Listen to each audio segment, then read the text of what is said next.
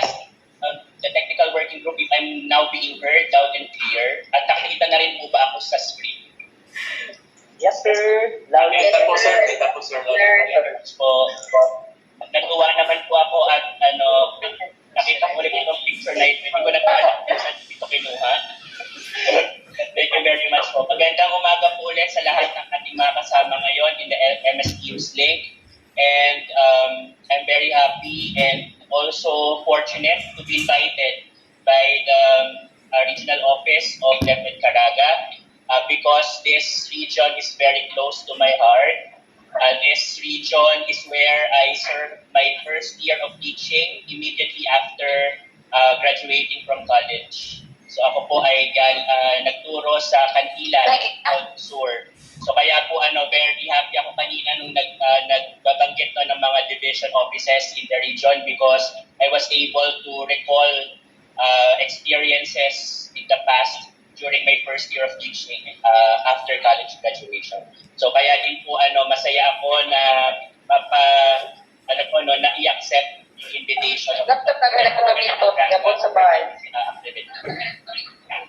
Sige po, please give me time to share the presentation I have prepared for this morning's engagement.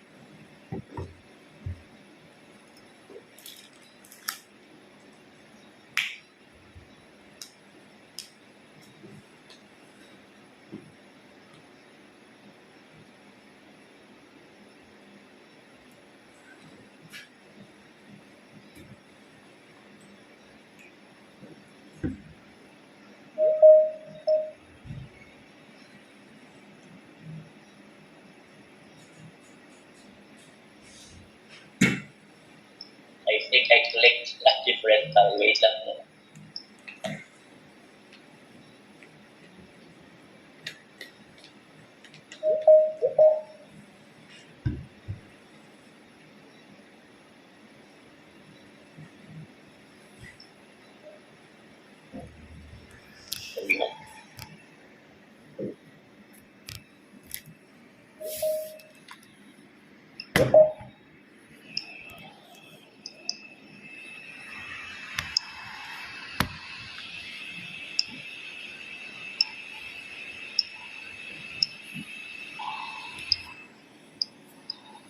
Okay po. Can someone confirm if my slide presentation containing Excel Caraga is now being seen on the screen? Okay na po, Yes, sir. sir. Okay na po. Thank you very much po. Again, magandang umaga po and I hope that you are settled on your most comfortable place. Sana po ay focus din tayo in this session and in the succeeding sessions that we have for this 3-day activity. Kasi po, I'm very happy na nagkaroon ng ganitong project DepEd Caraga for those who are aspiring to become principals. Kasi I know that all the regions in the Philippines are having this kind of program. However, I have seen the details of this 3D activity, and I'm happy to have seen sessions that you will really learn from ngayon po sa tatlong araw ng activity na ito. So kaya I encourage everyone, those who are in the meeting link right now, to be focused.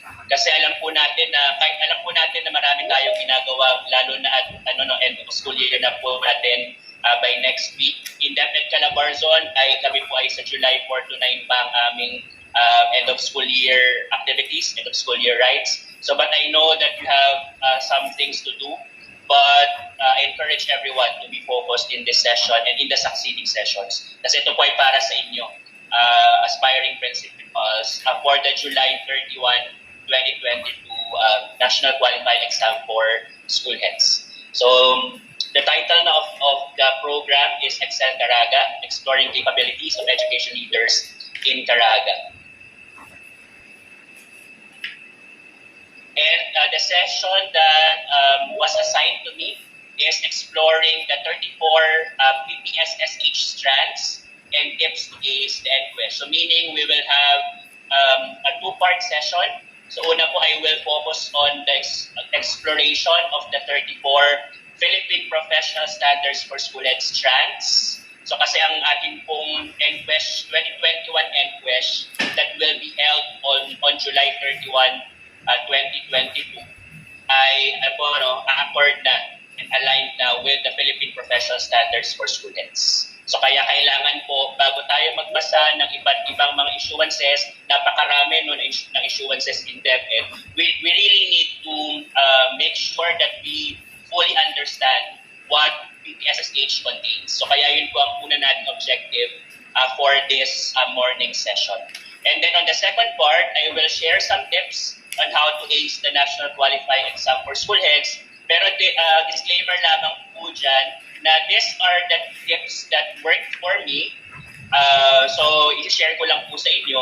And pwede kasi na iba-iba yung style natin on how we review, on how we learn, on how we take the exam. So kaya po pwede, habang nakikinig kayo mamaya on the tips that I will share, ay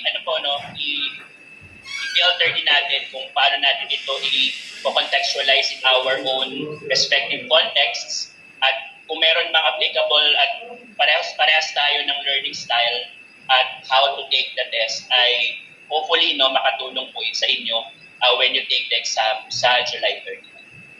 Okay? So, dalawang parts po ang ating session until 12 o'clock this noon. Okay? So again, I'm Angelo Dibuy. Actually, hindi ko alam po paano i-pronounce talaga yung pangalan ko. Sabi ng nanay at tatay ko, Angelo daw. Pero marami tumatawag sa akin, Angelo. So, okay lang po kahit dun sa dalawa. But, you can call me Sir Jello. You may utilize the chat box of the MS Teams para po sa inyong mga queries, sa inyong mga concerns as we progress in the session. So again, you can address me, Sir Jello. And I'm from Region 4A, Calabarzon. I'm from the division of Binyan City. That's located in Laguna Province. So kami po ay bagong division lamang noong 2015. We are a medium division. Currently, I'm the school principal of Binyan City Science and Technology High School, which only opened this school year, 2021-2022, as mentioned during the introduction. And as you can see, in the publication material that you're seeing on your screen, naglabas po ang PHROD during our time, noong 2018, ng top passers, and you have top 5 kasi pag nilista lahat ng top 10, madami na talaga yung pangalan. And we can see from the list, I think two principals from your region. So si Ma'am Fatima, I'm not sure if she's here with us, and if she's one of the resource persons that you will see for this reading activity. And also you have Sir Carlos Tianchao Correos, if I'm not mistaken in the pronunciation. Kami po ay FB friends ni Sir. So kaya kilala ko po siya, at siya din po ay trainer namin sa RTMS during the time when I was part of the BHRO, Bureau of Human Resource and Organizational Development.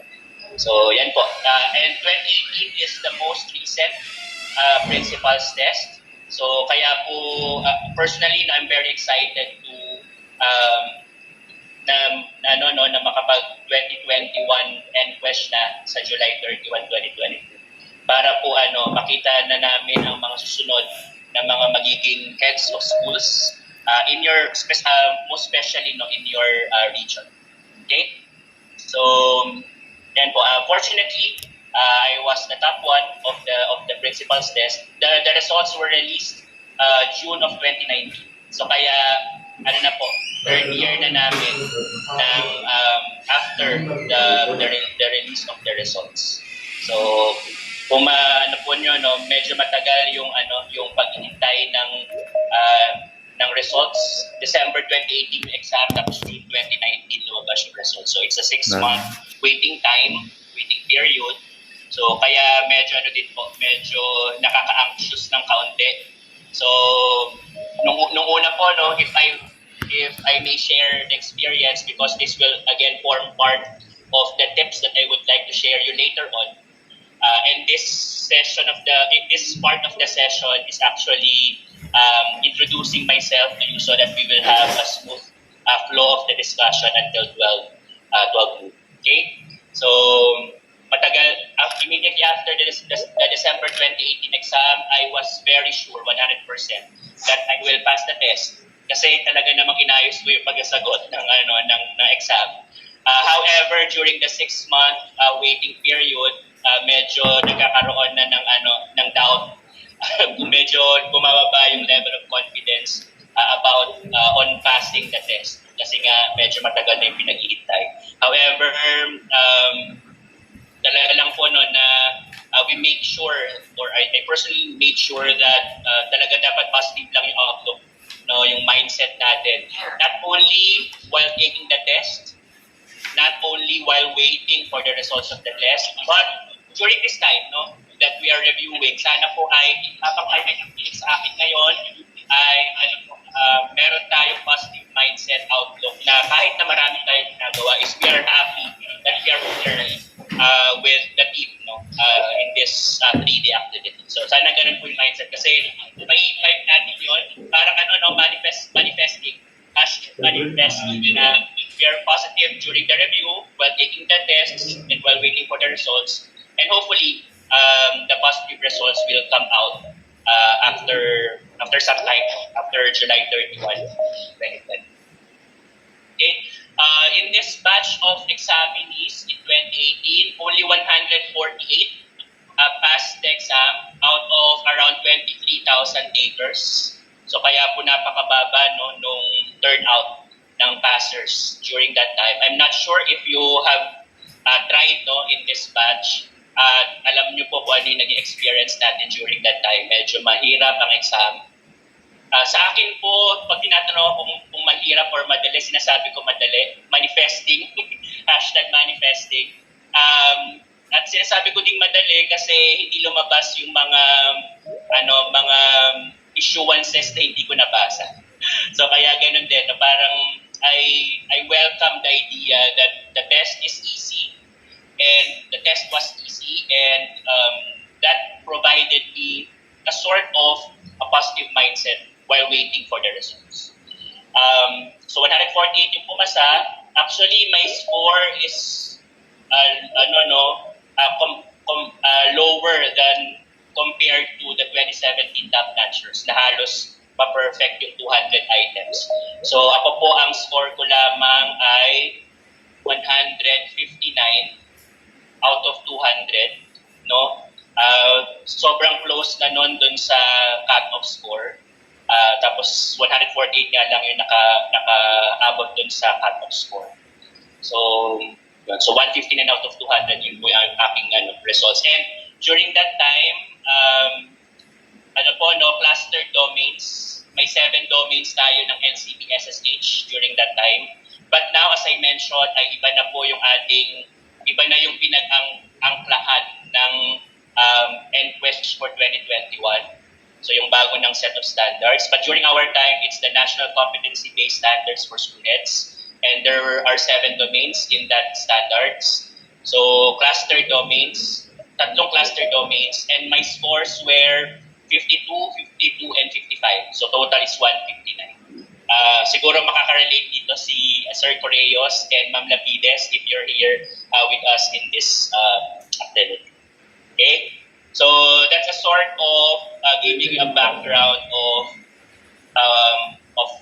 my experiences during that time and how I am now after 3 years. So I'm now the school principal of the Science High School in our division.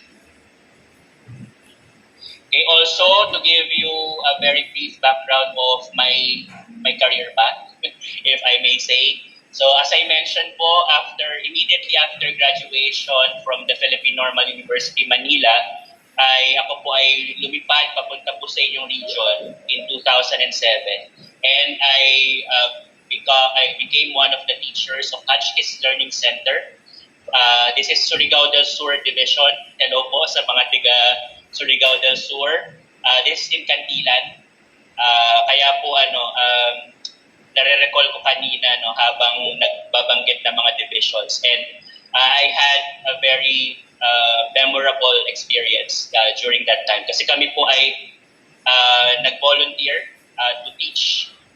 Dalawa po kami from PNU Manila that we volunteered dito po sa Hotchkiss Learning Center to pilot the Education for Sustainable Development curriculum of this private school.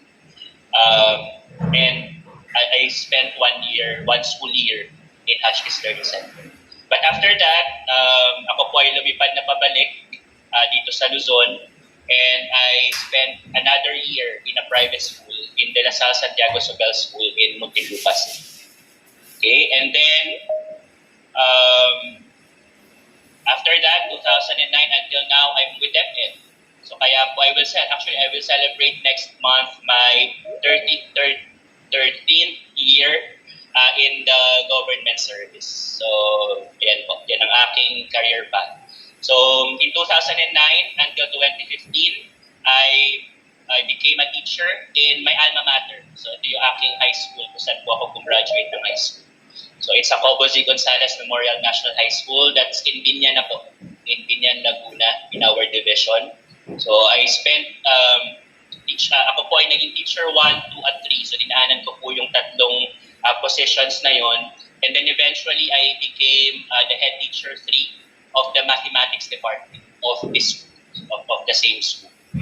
And then in 2015 to 2016, 1 year, I became an interim personnel. So kasi sabi ko nga po kanina ay ang division po namin ay bata pa po, no, bago pa lamang.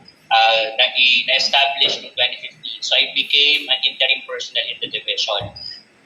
Ako po ay naging ITO, Information Technology Officer. Ako ay naging Planning Officer. Ako ay naging SEPS ng Human Resource and Development.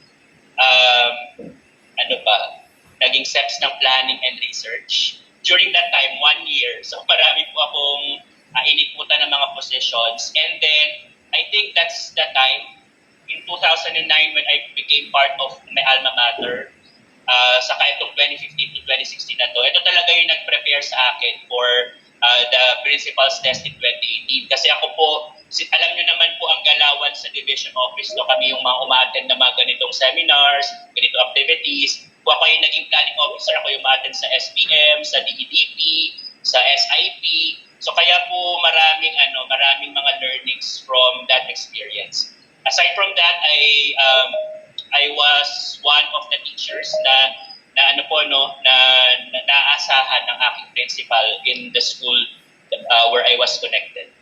Okay, so din po, one of the tips is for you to maximize all the opportunities given to you by your school head. Kung kayo po ay teacher ngayon, may principal po kayo ngayon, i-maximize nyo po lahat ng mga opportunities. If you're a school head right now, you're managing a school, so i-maximize po lahat ng opportunities, seminars that you're attending. Kasi yun po talaga parang tulong na from yung studying by yourself, and then marami ay mga opportunities. And then, so magkaroon yung connection na po sa school na ito, tapos tira po ako division office to become an interim person. And in 2016 to 2018, I handled a school. So ako po ay naging officer in charge of one of the schools in the division. At ako po ay pioneer principal nito. Kasi alam niyo po, di ba, if you can recall that the senior high school program started in 2016. So ako po ay naging officer in charge of this school, Binyan City Senior High School, San Antonio Campus. So when I was the head teacher 3, so parang din po, concurrent pa rin. Pero iniwan ko na po yung division office. So concurrent na lang ako na connected dun sa Cobo Gonzalez, na head teacher po ako doon. Tapos OIC po ako dito sa school na ito in 2016 to 2018. So kaya before the 2018 principal's test, tingin ko po ay parang nabuo, parang 360 degree na na nabuo yung experience prior to taking the test. So maximize lang po lahat ng opportunities that come your way. Kasi yan po ay makakatulong sa pagbuo nung body of knowledge, and then yung experience that you can coupled with the knowledge that you have. Okay, so maraming challenges during that time kasi bago yung senior high school program. This is a standalone senior high school, by the way, and it offers the technical, vocational, and livelihood track in the senior high school. So maraming mga challenges na parang yun din yung naging stepping stone, no, para ma-address kung na-address ko yung mga challenges by really applying the principles in definite issuances. So yun po ay parang training para sa atin, para sa inyo if you have the same or similar experience with. Okay? Okay, and then in 2019 to 2020 ay ito na po yung time na nakapasa na po ako in the principal's test in 2018. So I was assigned to an integrated national high school. So it's St. Francis Integrated National High School. Yan naman po ay junior at senior high school. Ang senior high school na in-offer ay yung GAS na strand of the academic track. And also that's the time, actually 4 months lang po ako dito sa school na ito. Tapos siniram na po ako ng BHRO, Bureau of Human Resource and Organizational Development. I was reassigned to the BHROD to handle the RPMS, the Results-Based Performance Management System of the Department of Education. Okay, so marami din mga experiences during that time, being a full-fledged principal during that time, and then yung parang paglipat ko sa mas national na scope. At nakita ko kung paano mag-implement ng policies, paano mag-craft ng policies, paano mag-implement ng policies in the nationwide or in the national school. And then in 2020 to 2021, that was last school year, I returned dun sa kung saan ako nag-pioneer na school, which is Binyan City Senior High School, San Antonio Campus. And by the way, ang unang item ko pala po na nakuha after passing the test ay assistant principal 2 of the senior high school. So yun po ang akin nakuha kasi wala ng P1, unfilled P1 item. But fortunately, napayagan po ng CSC na ako po ay mag-jump to school principal 2 from assistant principal 2. So hindi ko na dinaanan yung SP1 kasi naman daw po, comparable naman yung ASP2 sa SP1. So kaya po ngayon, after this 1 year po dito, ako po ngayon ay nailipat na sa Binyan City Science and Technology High School, which opened, again, I'm again the pioneer school head of this Science and Technology High School in the division. So, yan po. So, yun yung aking background. At hopefully, I have given you a part of who I am. So, para kung sakaling may mga similar experiences tayo, you bank on those. The knowledge, the experiences that you had ay sana po makatulong sa inyo when you actually take now the Nqesh in July 31 of this. Okay? Yan. So much for the introduction. I will now proceed with the session proper. And again, as I mentioned, ay meron po tayong dalawang parts. And I will now start with the first part, exploring the 34 Philippine Professional Standards for School Heads, SHADS. Kasi sabi ko nga po kanina, this is now the basis of the 2021 Nqesh to be held in July this. Okay, but before that, check lang po ako, technical check. Tama po ba the slide is still on? I'm still being heard? Yes, sir. Okay, thank you very much. Salamat po. Kasi baka ako po ay nalalaglag na. Alam niyo naman po ang mga experiences natin pag mga online engagements. At sana po sa mga susunod, I'm also planning to Caraga para pumasyal. At sana po magkita-kita tayo dyan during that time. Okay, sige po. Let's start with the first part of the session. We'll explore the 34 PPS stage strands. And this is this is a springboard for all the succeeding sessions that you will have kasi sa mga succeeding sessions sa pagkakakita ko po dun sa inyong matrix ay iisa-isahin yung mga domains, iisa-isahin yung mga strands at magkakaroon na ng in-depth discussion dun sa mga issuances na naka-align dun sa mga strands na yun. Okay? So as I mentioned, by the virtue of DepEd Memorandum 33 Series of 2022, the conduct of the 2021 National Qualifying Examination for School Heads, ang sabi po dyan ay ang mga questions in the Nqesh based on the PPSSH. Again, Philippine Professional Standards for School Heads. At ang mga questions daw po ay mga conceptual knowledge yung i-measure, and also it will involve scenario-based questions. So, and I think that is still similar with the previous principals tests and Nqesh that we had in the previous years. Okay, so conceptual knowledge pa rin, saka yung scenario-based questions. So, I will invite you to again re-read siguro or re-read the DepEd Memorandum, kasi yan po ay nagbibigay sa inyo ng idea. Mina-mindset po tayo na ano ba yung magiging laman ng test.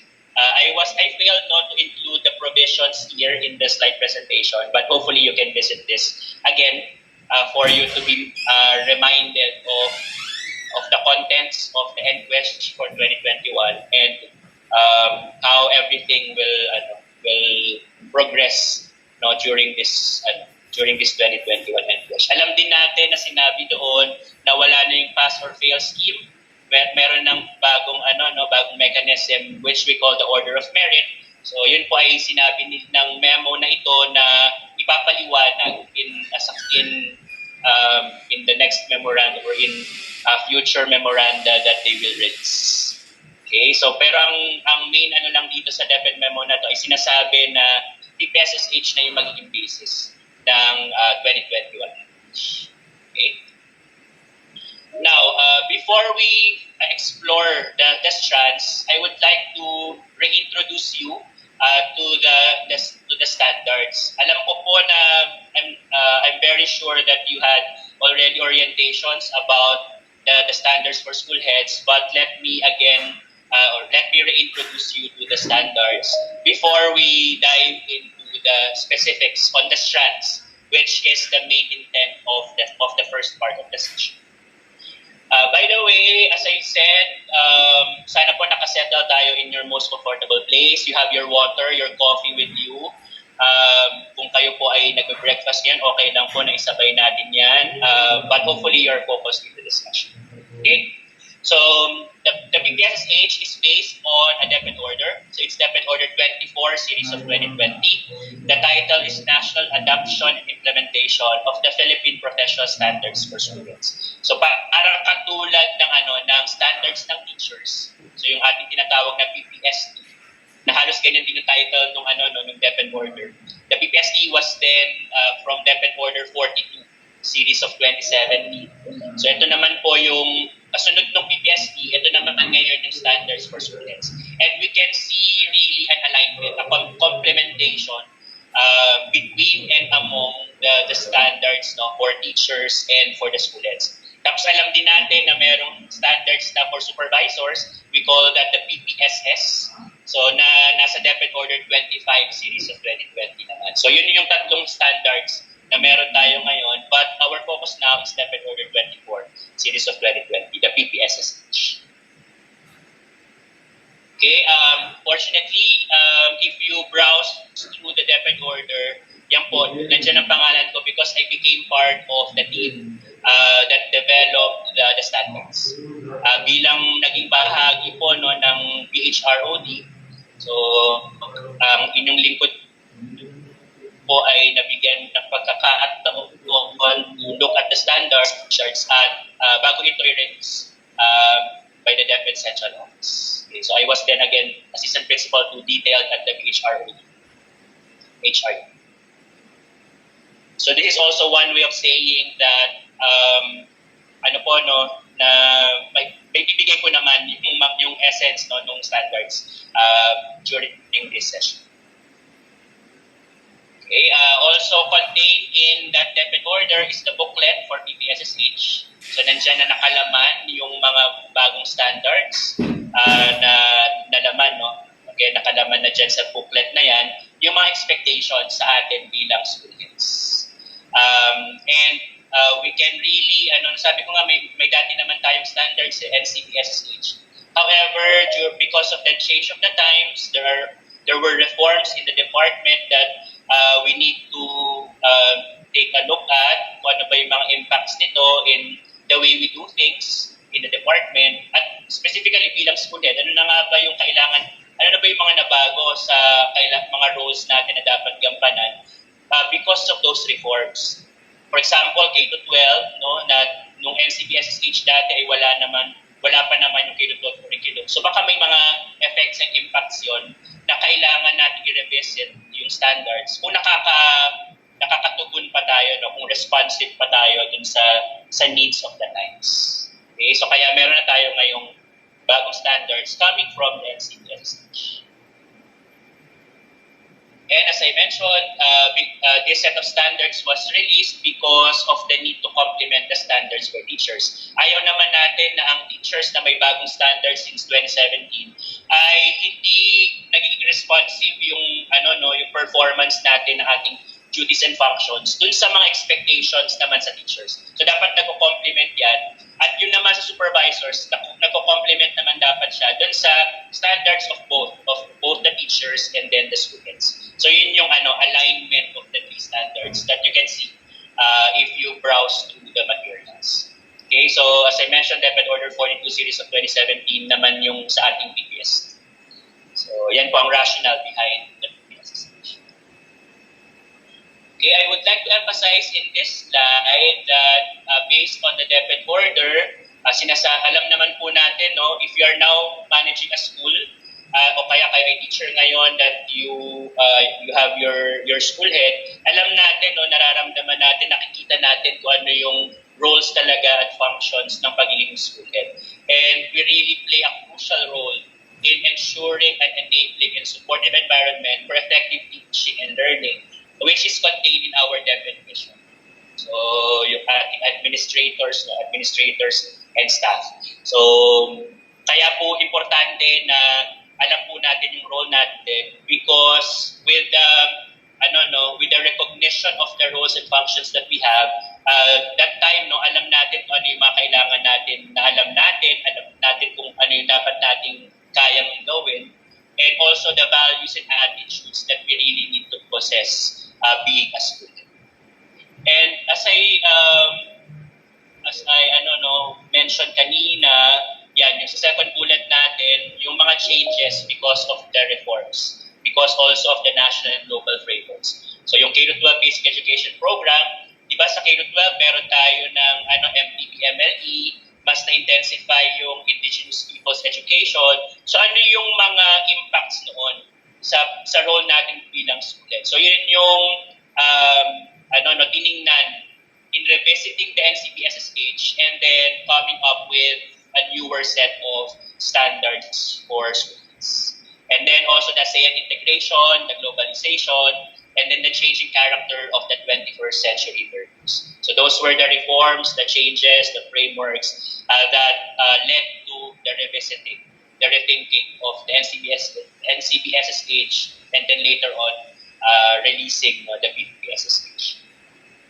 Also, it introduces a continuum that supports school heads to improve their professional practice and pursue career progression.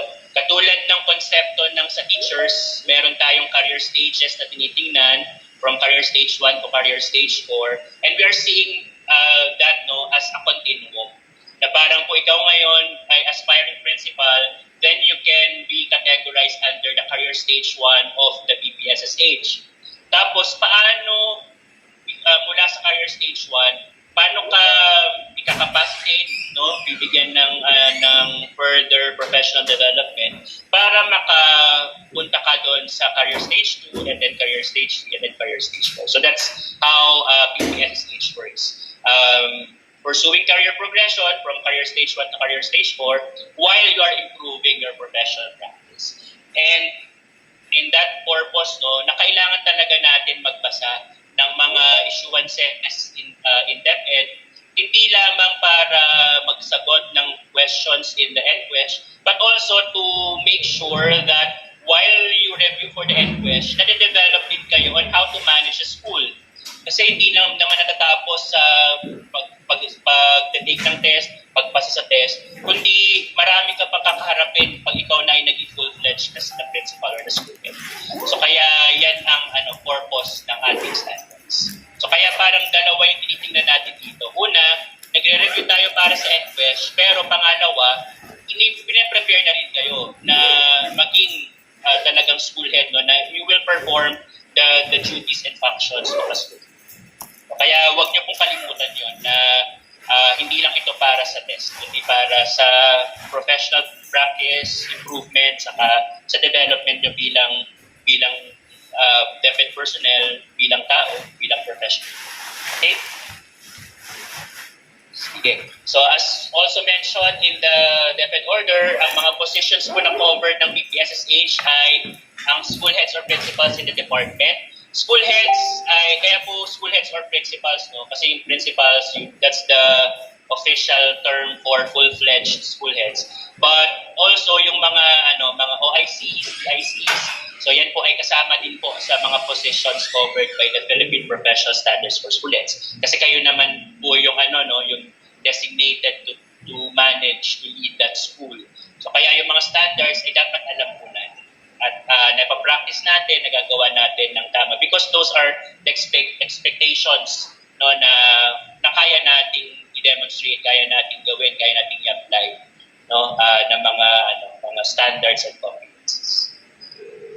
Also, it covers the school heads or principals in private schools na highly encouraged to adopt the BPSSH. I'm not sure in your region kung may mga schools which contacted the regional office, private schools which contacted the regional office and they expressed their intention to adopt the standards. Kasi alam naman natin na baka may mga sariling framework din ang private schools on their school leadership standards. So pero maganda din na tingnan ng mga private schools yung ating BPSSH and baka applicable din in their own respective contexts. Okay, so but ang required ay yung school heads or principals in the Department of Education. Highly encouraged naman yung nasa private schools. Sorry. Okay. Now, the rationale for the BPSSH. So since the DepEd recognizes the roles of school heads in improving the quality of basic education in the Philippines, kaya po nagkaroon ng complementation ang BPSSH at ang BPST. Kasi alam po natin ang mga teachers ang nasa front lines, no? Tayo po ay nandito bilang school head to assist, to provide technical assistance, to ensure that teachers do their work properly. So kaya yun po ang and then later on, improving the learning outcomes. And yung nabanggit ko that quality student learning is contingent upon quality teachers. So kung tayo ay school head, dapat may quality tayo, we are of quality school leaders, and then kasi tayo yung mag-provide ng assistance for teachers to be quality teachers, and then later on to produce quality learners in the public education system. Okay. Also, the BPSSH is a set of standards for school heads that articulates the professional practice expected of a quality school head. So yung 34 strands na nabanggit ko kanina yan po ay isang compilation ng standards na in-expect sa atin. Okay, so bilang school head. In varying levels, kasi nga continuum ito. So hindi natin ina-expect na lahat ng school heads ay nasa pare-parehas na level of practice at a given time. So may mga school heads siguro na nasa career stage 1 pa lamang, may mga school heads na nasa career stage 4 na talagang na grounded na sa global best practices yung kanilang mga leadership practices, professional practices. So kaya makikita natin sa BPSSH that covered yung lahat ng mga school heads in the department. Which wherever you are in the Philippines, and wherever you are in the concept of the career stages. It also serves as a public statement of professional accountability of school heads dahil kailangan tingnan talaga natin isa-isa yung mga strands which we will later do. Tapos kailangan talaga ay napapractice natin, naisasama natin sa professional practice yung pag-target sa bawat strands of the PPSH. Kasi pag kinumpleto mo yung 34 na yun,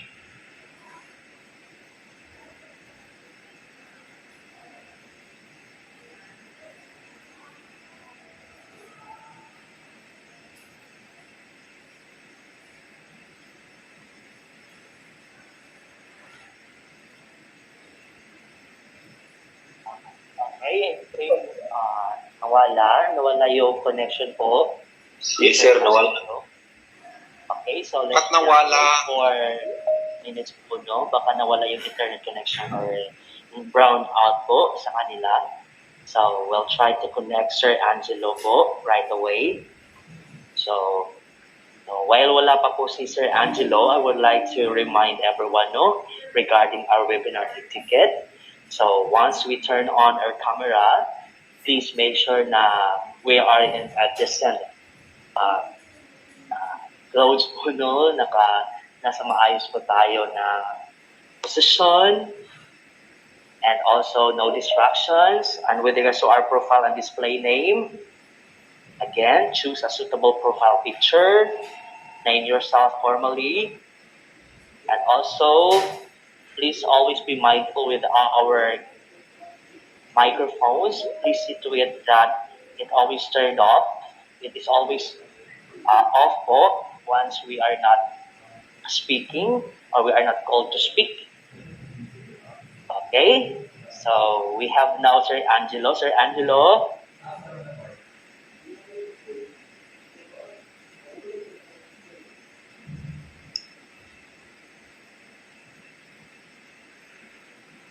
ayan, tama po ang feeling ko na nalaglag ako, no? Tama po ba? Nakabalik na ako. Narinig na po ako ulit. Yes, sir. Okay, and apologize. I'm not sure what happened, pero nakita ko na nawala yung presentation ko in my laptop. So, meaning, nalaglag ako talaga. So, buti at hindi ko pa natapos yung presentation. Okay, sige po. I'm not sure if nakashare na ulit yung slides. Yes, sir. Nakikita na po, sir. Pero hindi pa Slideshow. So, yan po. I apologize, no? Alam niyo naman po na pag ganito pag live, pag ganito pag online. So, yan. Going back, no? Saan pa ako natigil? So, sabi ko po kanina that the entirety of the Philippine Professional Standards for School Heads, ayan po expectation sa atin. Dapat nagagawa natin lahat yan. Pag tinignan natin mamaya, isa-isa yung mga strands of the standards, ay, siguro ang maging usapan natin, agreement natin ay, as I discuss the strands later on, ay ma-check nyo po, kung nasa ang level na kayo of practice. Kung kayo ba ay parang nasa beginning, o kaya baka nasa medyo highly proficient. But disclaimer, wala kasing tawag, walang particular names for the career stages ng ating Philippine Professional Standards for School Heads. But I'm comparing it with that of the standards for the teachers. So, namaya po, check ninyo kung ano yung inyong, kung nasang level na kayo. Because that is also one way to gauge yourself kung ano kaya yung mga strands na kailangan ko pang pag-aralan para sa exam, or ano yung mga kailangan kong i-prioritize na pag-aralan, medyo unahin ko to, medyo iuhuli ko na to, kasi mukhang okay na sa akin. So those are the things na pwede natin gamitin yung PPSSH while we are reviewing. And also, as in our own practices as school heads in our stations. Okay, then it sets out, the PPSSH also sets out what school heads are expected to know, so knowledge, be able to do the skills, and then and value as they progress in their profession. So yun naman yung values and attitudes that we need to possess. So paano siya? Isang kompletong set of standards to the expectations para sa atin bilang school head at ito yung nagsasabi ng professional accountability natin bilang school heads of the schools kung saan tayo na. provides for a common language for high impact leadership. So yun ang intent. Kapag pag nagpo-progress ka dun sa career stages, it is already assumed that yung leadership mo ay meron ng impact, no, sa school kung saan ka nag-lead at sa mga tao na nandoon, kasi hindi naman makukumpleto ang picture ng isang school head ng isang school kung wala yung mga resources, human, material, etc. It also intends to guide individual professional reflection. So yung sinasabi ko kanina na kailangan kaya nating mag-reflect vis-a-vis the standards. Nasa ang level na tayo, nagagawa ko ba to? Sa konteksto ng Nqesh, na-review ko na ba to? Napag-aralan ko na ba to? Napapractice ko ba to? At kaya ko ba kung may mga ganitong tanong sa Nqesh or mga tanong na related dito sa strands na ito, kaya ko bang sagutin? So, yun yung mga pwedeng gawin, no, as basis yung PPS. It also guides professional discussions among educational leaders and other stakeholders. So, kung may mga mga CPD sessions, continuing professional development sessions, na school heads yung makakasama in the group, no, pwede din nyo pong gawing basis ang PPSSH on the topics that you want to talk about, kapag brainstorm, yun. So yun yung mga gamit niyang PPSSH. Also, this intends to inform the provision of professional learning and development for school heads. So I believe that the TEPED Caraga is providing you with various learning and development interventions, activities, para po dun sa mga specific siguro na mga competencies or strands na tingin ng region ay parang ito yung common na concern ng mga school heads ngayon. Mga strands na tingin natin ay napakaraming issuances na dapat i-consolidate natin at bibigyan natin ng professional learning and development yung ating mga school heads. So PPSH also is a good basis for informing our education stakeholders about the provision of professional learning and development. This also shall be the foundation of relevant human resource systems, policies, guidelines, and mechanisms. So alam natin ang PPSTI noong 2017 na na-release ito ay marami ng mga human resource systems na naka-anchor doon. Like for example, RPMS. Ang RPMS natin ngayon ay naka-anchor na sa PPST, RPMS for teachers. No, pero sa school heads, hindi pa masyado kasi bata pa yung PPSSH 2020 pa lamang. Pero there are already efforts, initiatives na mai-anchor na, mai-align na yung ating mga human resource systems sa standards for students, which is the PPSSH. So it will include the recruitment, selection, and placement. So yung sa merit selection plan, the MSP of the department, I believe meron na dong consideration ng PPSSH para sa promotion ng ating mga school heads, the recruitment, selection, and placement system in terms of the school, in relation to the school heads. So yung performance appraisal, di ba alam natin tayo gumagawa ng ating OPCRF in the school level. So pero wala pa tayong PPSSH aligned na RPMS on the process pa rin ng conceptualize kung paano i-align yung RPMS natin for school heads sa PPSSH naman. Pero alam natin sa teachers ay full-blown na yung alignment ng RPMS for teachers sa PPS. Also, it will involve rewards and recognition, tapos talent management of school heads. So, hihintayin natin in the succeeding years of how the human resource systems involving school heads ay magbabago, mag-adjust, mag-modify because of this set of standards. And then also the PPSH will be the basis for all their professional development programs. So kaya siguro sa inyong mga divisions, may mga trainings na, may mga learning and development programs na talagang PPSSH aligned. Tinitingnan ano ba yung strand na dapat na needs, development needs ng mga school heads sa aming division. So ito yung provide naming professional development program yung student. So yun yung mga mga steps na siguro little or big steps na kung paano talaga i-align yung mga human resources steps in the department sa ating PPSH. At makikita natin na ganun din yung magiging sistema katulad nung sa PPS. Na ngayon okay na yung RPMS, yung recruitment selection and placements, MSP ay integrated na rin, yung learning and development sa PPSD na rin ang basis ng para sa teachers. So those are the things that will happen naman para sa mga students. Okay, I will decide to skip some slides here kasi iba naman ay na pag-usapan na natin kanina, like for example, expectations, well-defined career stages, career progression. Okay, so I think these aims of the PPSSH are already clear to you. Na talagang yung lahat ng gagawin natin sa ating trabaho bilang school head in the department ay naka-anchor sa ating Philippine Professional Standards for Students. From being in career stage 1 to eventually reaching career stage 4 of professional practice.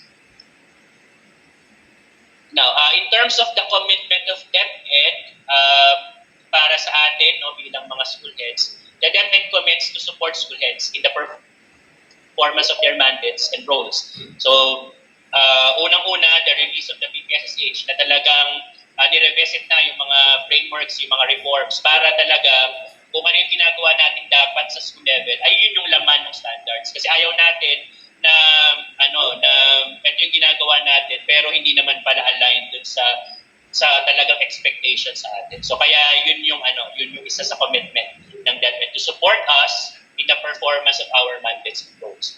Also, the DepEd commits also to promote the continuing professional development and advancement. Yun nga, yung sinasabi ko kanina that learning and development interventions should really focus on the PPSH as the set of expectations for students. Also, DepEd commits to help school heads reflect on and assess their own practice.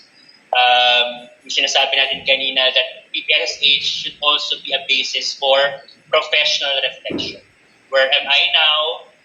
Where should I be headed?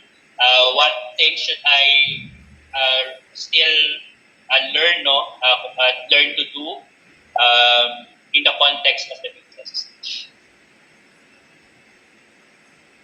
Okay, in terms of framework, so we have this circular framework at alam naman natin na nasa gitna ang holistically developed Filipino learners.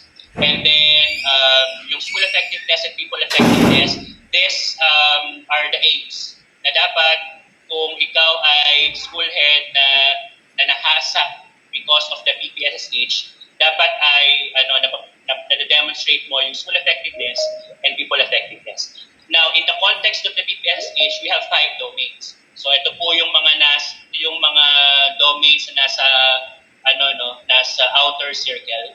So yung leading strategically, domain 1, and then managing school operations and resources, domain 2. These are the 2 domains which relate to school effectiveness. And then domains 3, 4, and 5, yung focusing on teaching and learning, developing self and others, and building connections, relate to people effectiveness. And pag na-demonstrate na natin yung school and people effectiveness, the main intent is to produce holistically developed Filipino learners. Yung sinasabi natin na ang quality school leaders ay makakahasa ng quality teachers, and later on, magka-translate dapat ito dun sa ating mga learners. So that's how the framework looks. Okay, and then the principles of the PPSH framework. So naman to, encapsulate naman dun sa framework. So yung pagiging learner-centered, nakita natin dun sa sa inner circle. And then yung emphasis on building and strengthening a network of stakeholders. So lalo na dun sa building connections na domain for both school and people effectiveness. Okay, so these are the principles. So I will provide the technical working group of the copy of the slides. So but these are all the principles where the PPSH framework adheres. Okay. Now, on this slide, you can see the comparison between the NCBSH, the National Competency-Based Standards for School Heads, and the PPSH, Philippine Professional Standards for School Heads. So, yung magkakaparehas ng kulay, sila yung related domains. And then, as you can see, 7 yung domains dati ng NCBSH. Tapos 5 ngayon, yung mga nabanggit ko kanina na domains of the PPSH. But you can see relationship between the two sets of standards. So for example, domain 1, school leadership, is actually domain 1 of the PPSH, which is leading strategically. Tapos yung domain 2 and domain 3, instructional leadership and creating a student-centered learning climate, which is in the NCBSH, yan ay na-capture na sa domain 3 ng PPSH, the focusing on teaching and learning domain. Okay, so nakikita niyo naman yung words, no? So yung relationship ay madaling i-establish between the two sets of standards. Domain 4 and Domain 7 of the NCBSH, HR management and professional development, and personal and professional attributes and interpersonal effectiveness. So yun naman po yung Domain 4, nag-translate siya sa Domain 4 ng PPSH, which is developing self and others. Domain 5 of the NCBSH, parent involvement and community partnership. So yun naman yung Domain 5 ng PPSH, which is building connections. And Domain 6, school management and daily operations, yung Domain 2 naman ng PPSH, which is managing school operations and resources. So meron namang relationship yung dalawa. So nabawasan, visually, nakita natin na nabawasan from 7, naging 5. But makakakita talaga tayo ng maraming similarities. Kasi may mga similarities pa rin yung expectations natin nung sa time ng NCBSH. Saka yung ngayon, may mga konting changes lamang on because of the reforms and the frameworks na meron tayo, na nagkaroon tayo in the previous years.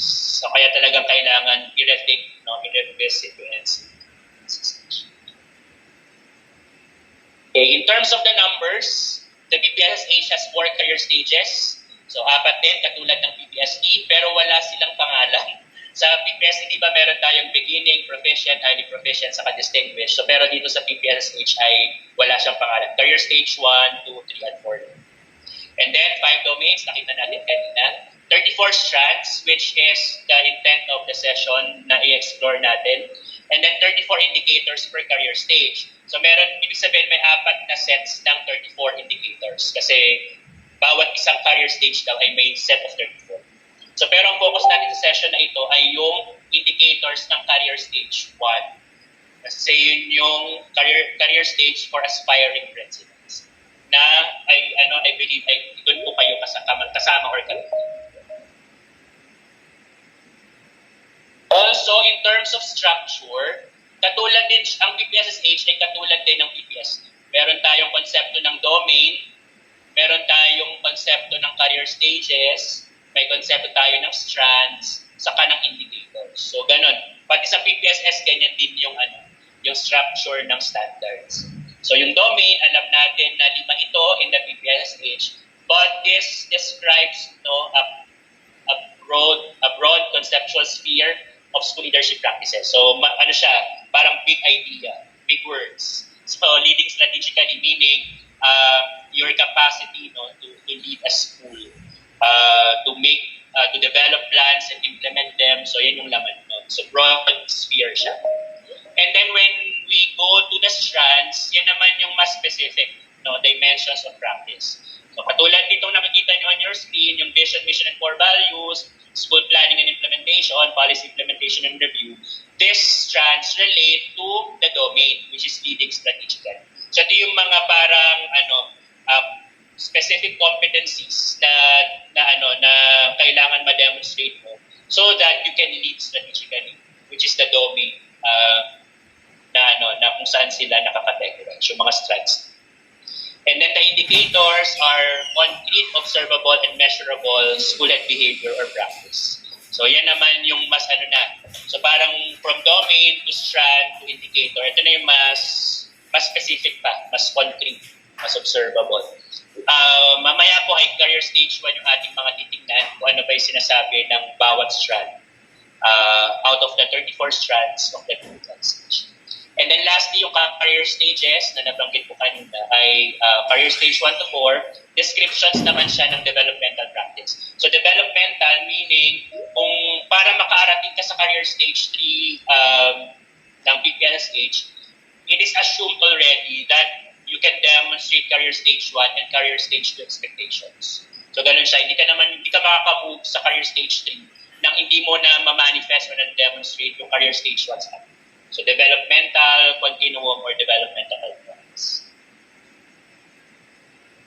Now, I will reintroduce you to the career stages.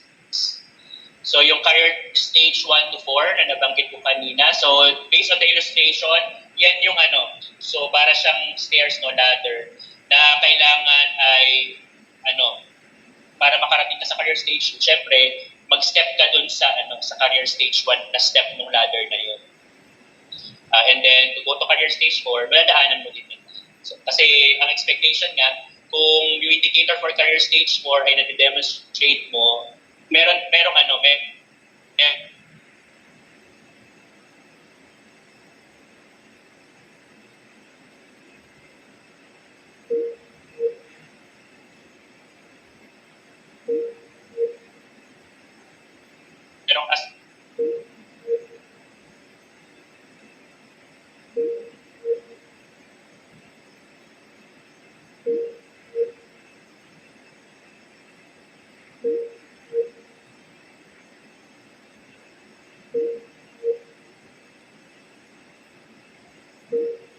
qualification, pwede sa like for example, yung sinasabi sa DepEd memo natin of the Nqesh, ano ba dapat ilang years of experience in this particular position. So yun na yung samples ng prerequisite qualifications. Pag na-achieve mo na yun, acquire mo na yun, then you can be categorized under this career stage.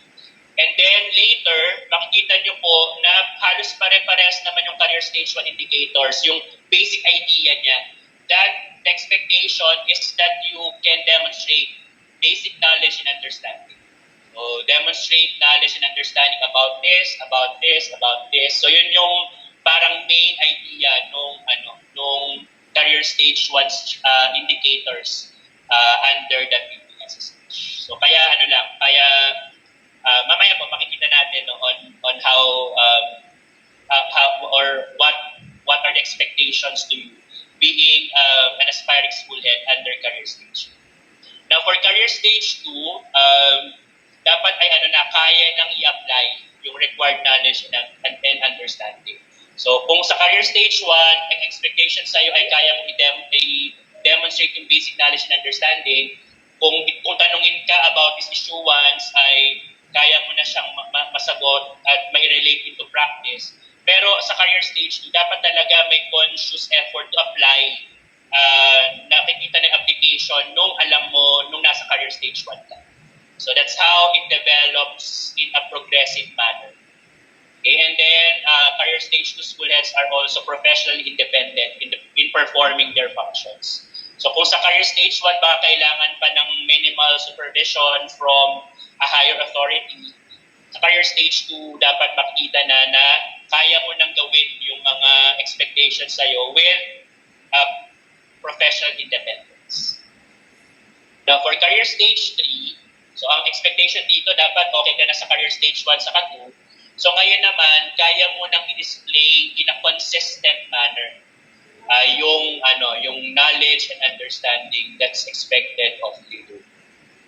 Okay, and then you're expected to exhibit advanced skills in performing your functions.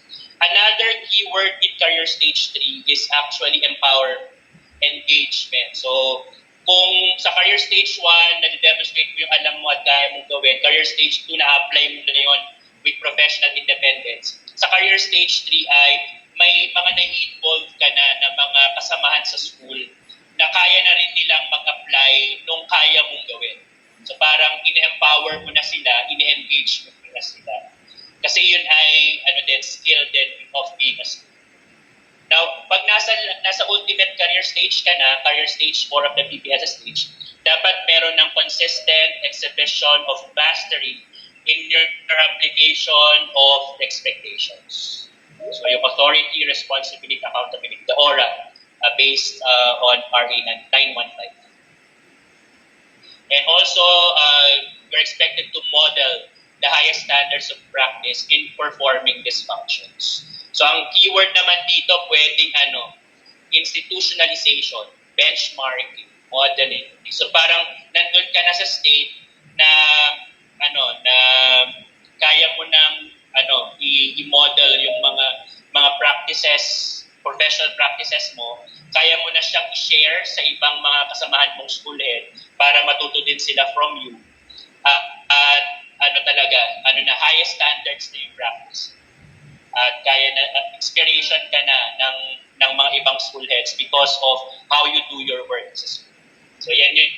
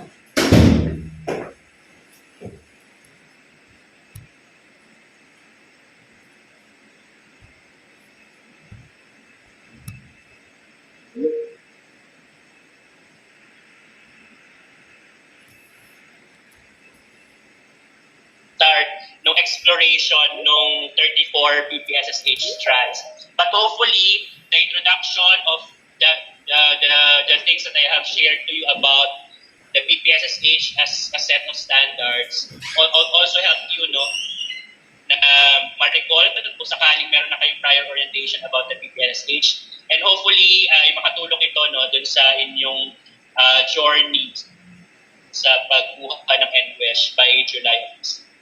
So I will now reintroduce you to the domains, strands, and indicators with a primary focus on the career stage 1 indicators of the 34 strands of the PPSSH.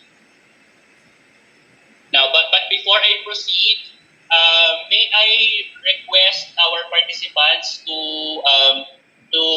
go to your chat box in the MS Teams. At lang po, para lang makita ko kung okay pa po kayo. Are you still learning? May I request for feedback in the chat box if the topics that we are discussing are still making sense to you being a school head or aspiring school head. Sige po, pupunta po lang ako sa chat box and I'm expecting to read some of your before we proceed.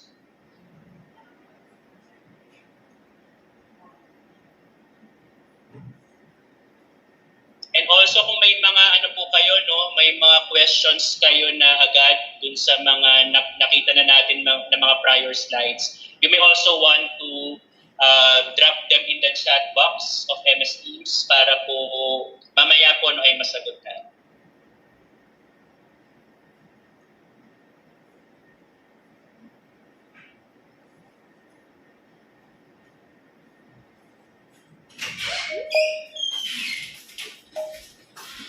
Ayan, so I'm now seeing some of your feedback.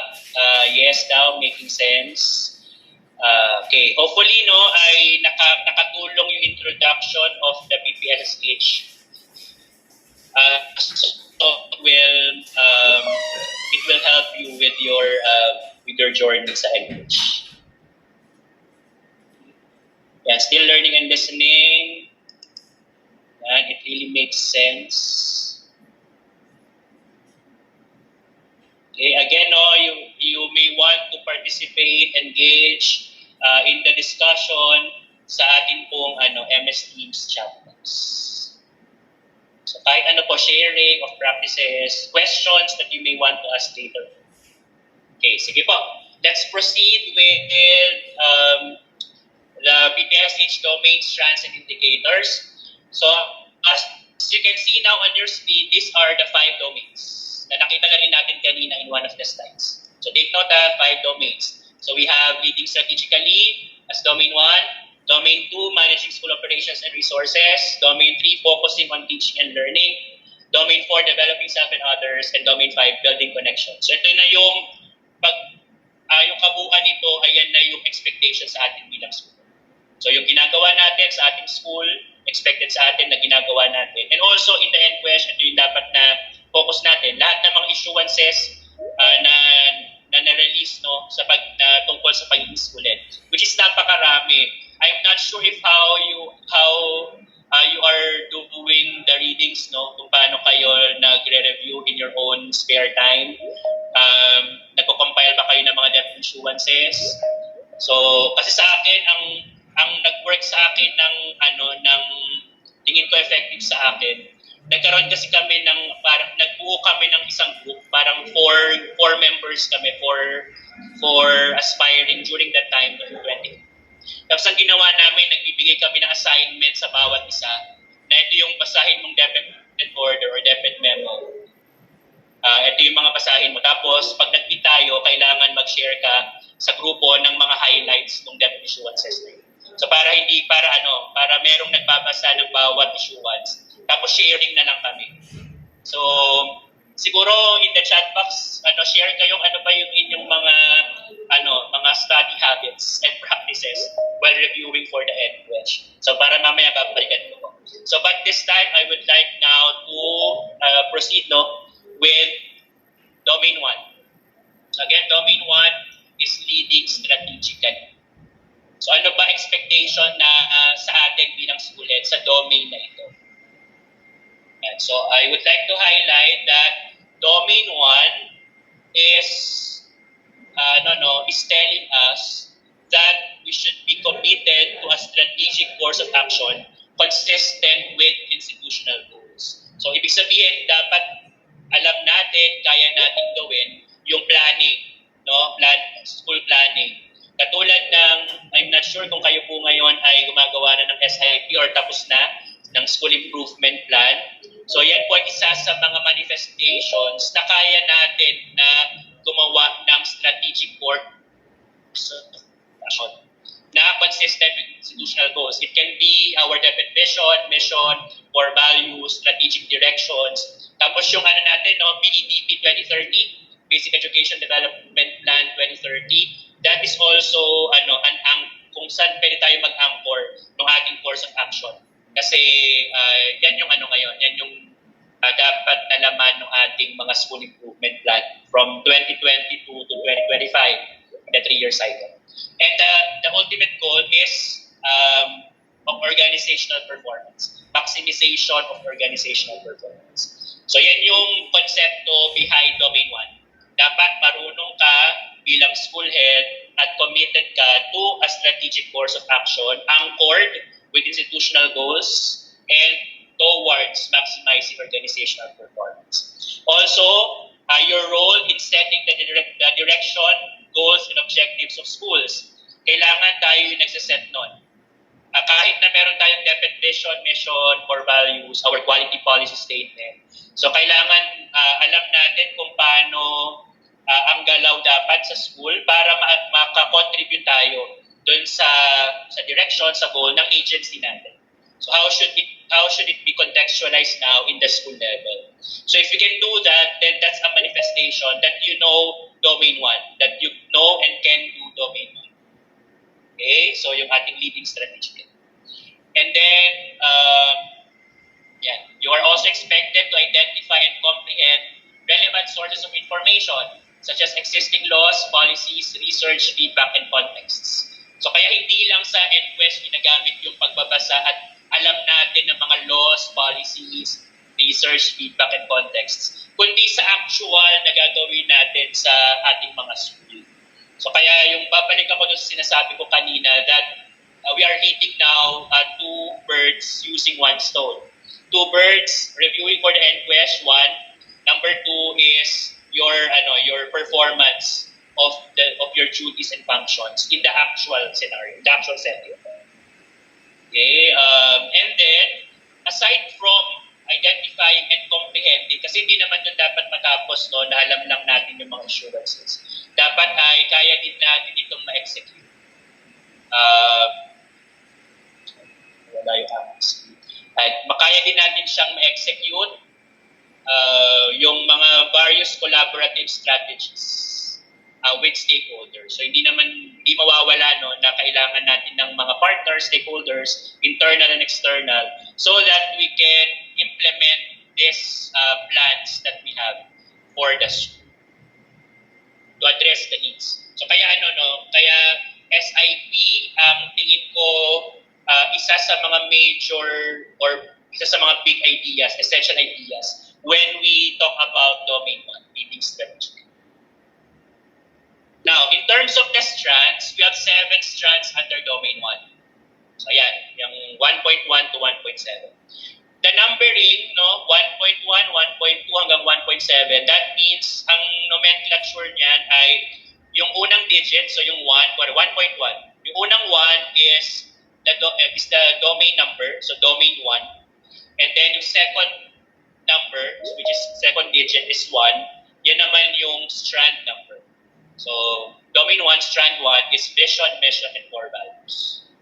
So, 1.2, domain 1, strand 2, school planning and implementation, and the rest. So, but let me show you the strands together with the career stage 1 indicators, which is the main purpose of the session.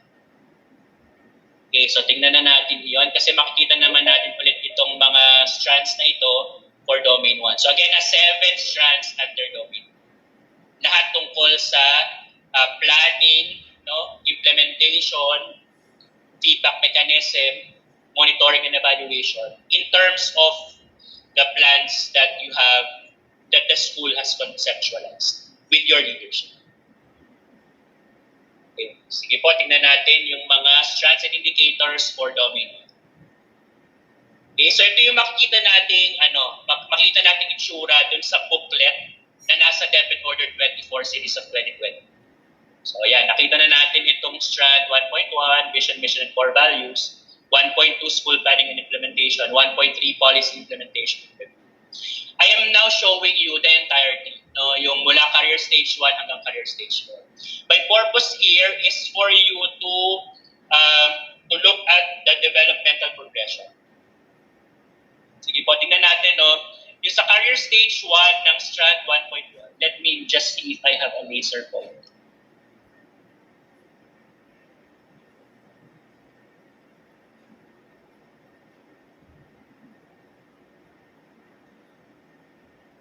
I think I don't have it right now. Pointer options 1. Sige po. So, lang po, direct your attention now sa strand 1.1. Vision, mission, and core values. So, bakit yan kaya yung unang strand under domain 1? Kasi yan yung kung saan tayo nag-anchor nung ating strategic course of action. Dapat lahat ng mga programs, projects, and activities natin ay aligned sa DepEd vision, mission, and core values. Which is the expectation of us sa ating mga binubuo ng mga policies, ng mga programs, projects. So as you can see sa career stage 1, 1.1.1. So sa nomenclature naman na ito, yung unang dalawang digits, yung 1 sa 1.1.1, so not 1. So yung unang dalawang 1, nasabi ko na kanina, domain number sa strand number. Now the third digit now, so yung pangatlong 1 naman, ay yan naman yung career stage number. Okay, so meaning 1.1.1 is domain 1, strand 1, career stage 1. Okay? So sa vision, mission, and core values na strand, sabi dito, demonstrate knowledge of the DepEd vision, mission, and core values to foster shared understanding and alignment of school policies, programs, projects, and activities. So take note of the first few words, demonstrate knowledge of the depth vision. So, ang expectation pa lamang no sa career stage 1, but we are not saying that this is a very a very low expectation for the progression. Kasi marami ding kaakibat na na expectation, yung demonstration of knowledge.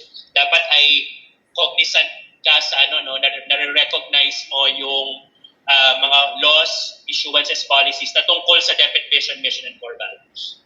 Alam mo din kung paano mag-align ng school policies, programs, projects, and activities dun sa BMV ng department. So kahit na-demonstrate knowledge siya, maraming kaakibat na expectations. So, pero sa career stage 1, demonstration pa lamang of the knowledge. So alam natin, dapat yung vision, mission, core values, alam natin kung paano mag-align ng ating mga PPAs. Pero sa career stage, sa SLAD 1.1 pa rin tayo.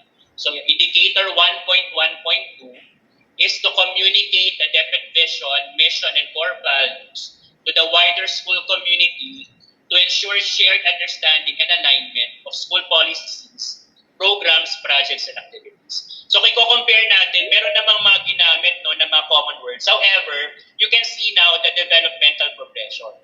Na kanina, sa career stage 1, demonstration of knowledge of this BMP and the alignment of PPAs to that BMP. Pero sa career stage 2, dapat alam mo na bilang school head how to communicate the BMP and also to ensure shared understanding sa wider school community, meaning internal sa external. So hindi na lang basta alam mo dapat yung BMP, alam mo dapat kung paano ito i-communicate. So that's for career stage.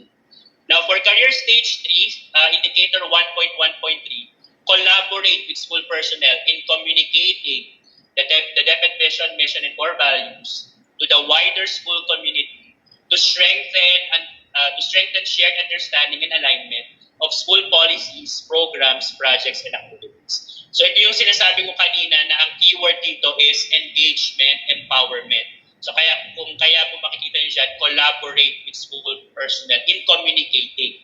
So yung alam mo na nagawin sa career stage 2 on how to communicate, you should now be able to collaborate with school personnel to communicate when you are now in career stage 3. Okay?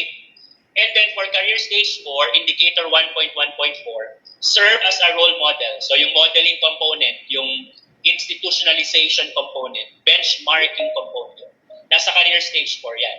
So yung serve as a role model in the school and the wider school community in embodying, parang ikaw ay living proof na pag nakita ka ng mga tao ay makikita nila ang isang school head that knows the vision, mission, and core values and how this can be implemented or actualized in the school setting. At marami kang mga best and promising practices na mga PPAs na talagang 100% aligned with the vision, mission, and core values of them. Okay, so continuing, in embodying the depth vision, mission, and core values to sustain, hindi na lang strengthen, katulad nung sa career stage 3, to sustain shared understanding and alignment of school policies, programs, projects, and activities. So, yan po, hindi ko ilalahat yung lahat ng strands tapos 4 na career stages. We'll focus on career stage 1, but I would like, kaya ko po binanggit yung sa 4 na indicators, sa 4 na career stages. It's because I want you to take note and to observe ano ba yung konsepto ng developmental progression mula career stage 1 hanggang career stage 4. Okay, so that is the same idea with the other strands. Ganon din yung developmental progression from stage 1 to stage 4. Now, let's focus on career stage 1 indicator. So, ang ginawa kong plano sa presentation during this session is I would like to, since ang first part natin is exploring the 34 PPSSH strands. So, we will focus on the career stage 1 indicators. So, aside from what I have said earlier, that career stage 1 indicators is actually expecting you to demonstrate knowledge of something. which is related to the strand. So kung dito sa strand 1.1, ang kailangan mong ma-demonstrate na knowledge is about the DepEd VMB, for which the primary intent is to foster shared understanding and alignment of school policies, programs, projects, and activities. So siguro, and then what I have prepared is ito pong nakikita nyo nasa box ngayon, ay sample issuance that is related to the career stage 1 indicator of this particular strand, which is 1.1, vision, mission, and core values. So this is DepEd Order number 36, series of 2013, our Department of Education, vision, mission, and core values. Hindi naman kailangan internalize natin yung vision, mission, and core values. Minsan, I'm not sure in DepEd Caraga, pero memorized pa ng lahat ng personnel in the region. But talaga, ang main intent nito, dapat by heart, alam natin yung vision, mission, and core values as a school head. Because we want our policies, programs, projects, and activities in the school level should be aligned to the VMB. So, but what I can recommend is that you revisit DepEd Order number 36, series of 2013. Nakalagay ulit dyan yung DepEd VMB and the rationale behind kung bakit yan yung ating vision, mission, and core values in DepEd right. Disclaimer lamang po that what I have prepared are sample issuances. This is not an exhaustive list of issuances. Kaya ko lang po the reason behind this presentation is for you to explore further during your spare time and also during the succeeding sessions kasi iisa-isay naman ito ng mga resource persons in this 3-day activity. So but for strand 1.1, indicator 1.1.1, what I can recommend is you revisit DepEd Order 36, series of 2013. Ano pa yung gusto kong sabihin for this? So tingin ko yan naman yung isa sa mga issuances. Now, for strand 1.2, school planning and implementation. So ang naman natin, career stage 1 indicator 1.2.1 is demonstrate knowledge and understanding of the phases of development and implementation of school plans aligned with institutional goals and policies. So ano yung dapat na ma-demonstrate mong knowledge about phases of development and then implementation of the school plans. So ano po kaya tingin yung sample issuance for this? Ano kaya yung pwede natin i-revisit para mas maunawaan natin at makapag-demonstrate talaga tayo ng knowledge and understanding about the phases of development and implementation of school plans? Sige nga po in the chat box, baka po meron kayong idea. Kahit hindi yung number ng DepEd order or DepEd memorandum, but ano kaya yung essential idea, big idea that you can relate to strand 1. Nabanggit ko ata ito kanina.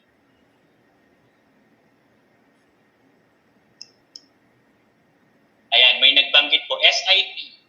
Sabi ni Sir Willie. Sabi ni Ma'am Hilda, DepEd Order 44, series of 2015. Very good. So that's one of the big ideas for strand 1.2.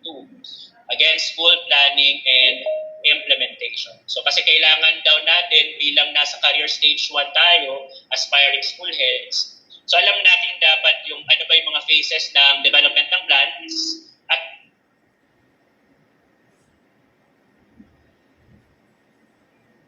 ano yung mga details on how to implement series of 2015, SIP process, and the school report card.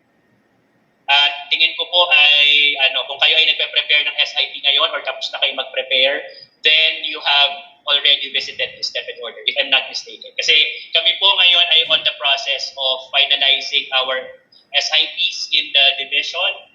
So kaya po talagang nababasa namin, binabalikan namin yung DepEd order na yan so that we can develop the plans based on the legal basis. So nandyan nakalaman yung ano ba yung mga stages ng SIP process. Di ba alam natin na ano yan? Plan, assess, and act. Tama ba ako? Plan, assess, and act. So planning, tapos assessment, and then acting on the findings during the assessment. So yun yung process ng SIP. Ano ba yung mga steps dun sa tatlong stages na yon sa plan, assess, and act? So yun yung mga kailangan natin na na knowledge and understanding kasi yun yung basis of development of school plans. And then yung implementation, it can be on the act stage of the DepEd order or of the SIP process. Paano ba dapat i-implement yung mga plans na na-generate or nagawa, na prepare ng mga project teams with the guidance of the school planning team in relation to the SIP process. Okay, so that's what I can recommend. DepEd Order 44, Series of 2015. So hopefully these guidelines will be discussed in detail or in a nutshell by one of the resource persons in this TD activity. So kasi ang ano po, tama po ba ako sa TWG na the primary work now of in this morning session is actually helping you, assisting you to explore the strands. So pero yung mga in-depth discussion of the issuances maybe will be focused by or will be given to you by the other resource persons in the succeeding sessions. Okay, so pero binigyan ko naman kayo ng mga konting idea on the SIP relation to this career stage 1 indicator. Now for strand 1.3, policy implementation and review, ang sabi sa career stage 1, demonstrate knowledge and understanding of policy implementation and review to ensure that school operations are consistent with national and local laws, regulations, and issuances. So ano yung mga kailangan natin, mga ano dito, keywords on the indicator. Sabi dito, policy implementation and review. Dapat alam natin at naiintindihan natin ano nga ba ang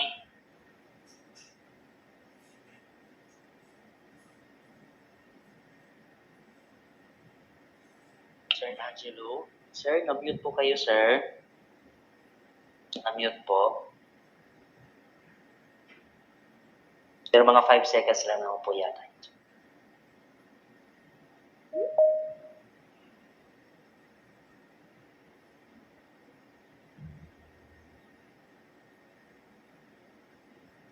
Lang boses, sir. Okay. I'm not hindi ko naman siya na-mute, pero I'm not sure kung paano. Pero ngayon okay na po, no? Yes, sir. Okay na. Pero kanina ay mahaba po ba yung 5 seconds lang po, sir. Okay. Sige po.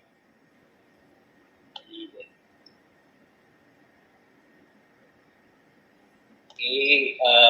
Actually, hindi po ako nag-mute. Hindi ko po alam kung ano po ang nangyari. Sige po. And thank you po for informing me kasi baka patapos na ako ay hindi pa ay naka-mute pala po ako. Sige po. Go back. Ayan. Sige po. Doon tayo, again, going back to strand 1.3, dapat ang alam natin is about the policy implementation and review and also some of the national and local laws, regulations, and issuances related to these policies. Kasi kailangan consistent daw yung ating school operations on those policies. So what I can recommend is DepEd Order number 13, Series of 2015, the establishment of a policy development process at the Department of Education. So dito nakalatag yung ano bang pagkakaiba ng DepEd Order sa DepEd Memorandum. Ano ang pinagkaiba ng DepEd Memorandum, DepEd Order sa DepEd Advisory? Ano ba yung office memorandum? Ano ba yung history? At ano yung content ng bawat isa? Ano yung features ng bawat isa? At ano ba doon yung paano ba natin ito ini-implement or kino-contextualize in the school level? So yan yung mga bagay na kailangan po ay ma-revisit natin so that we can demonstrate knowledge and understanding of policy implementation and review And then ensuring that school operations are consistent with national and local laws, regulations, and assurances. Okay? So yan. Yan yung strand 1. Next. So to complete the 7 strands of domain 1, so we have strand 1.4, research and innovation. 1.5 is program design and implementation. 1.6 learner voice. And 1.7 monitoring and evaluation processes and tools. So dun tayo sa 1.4. Sorry.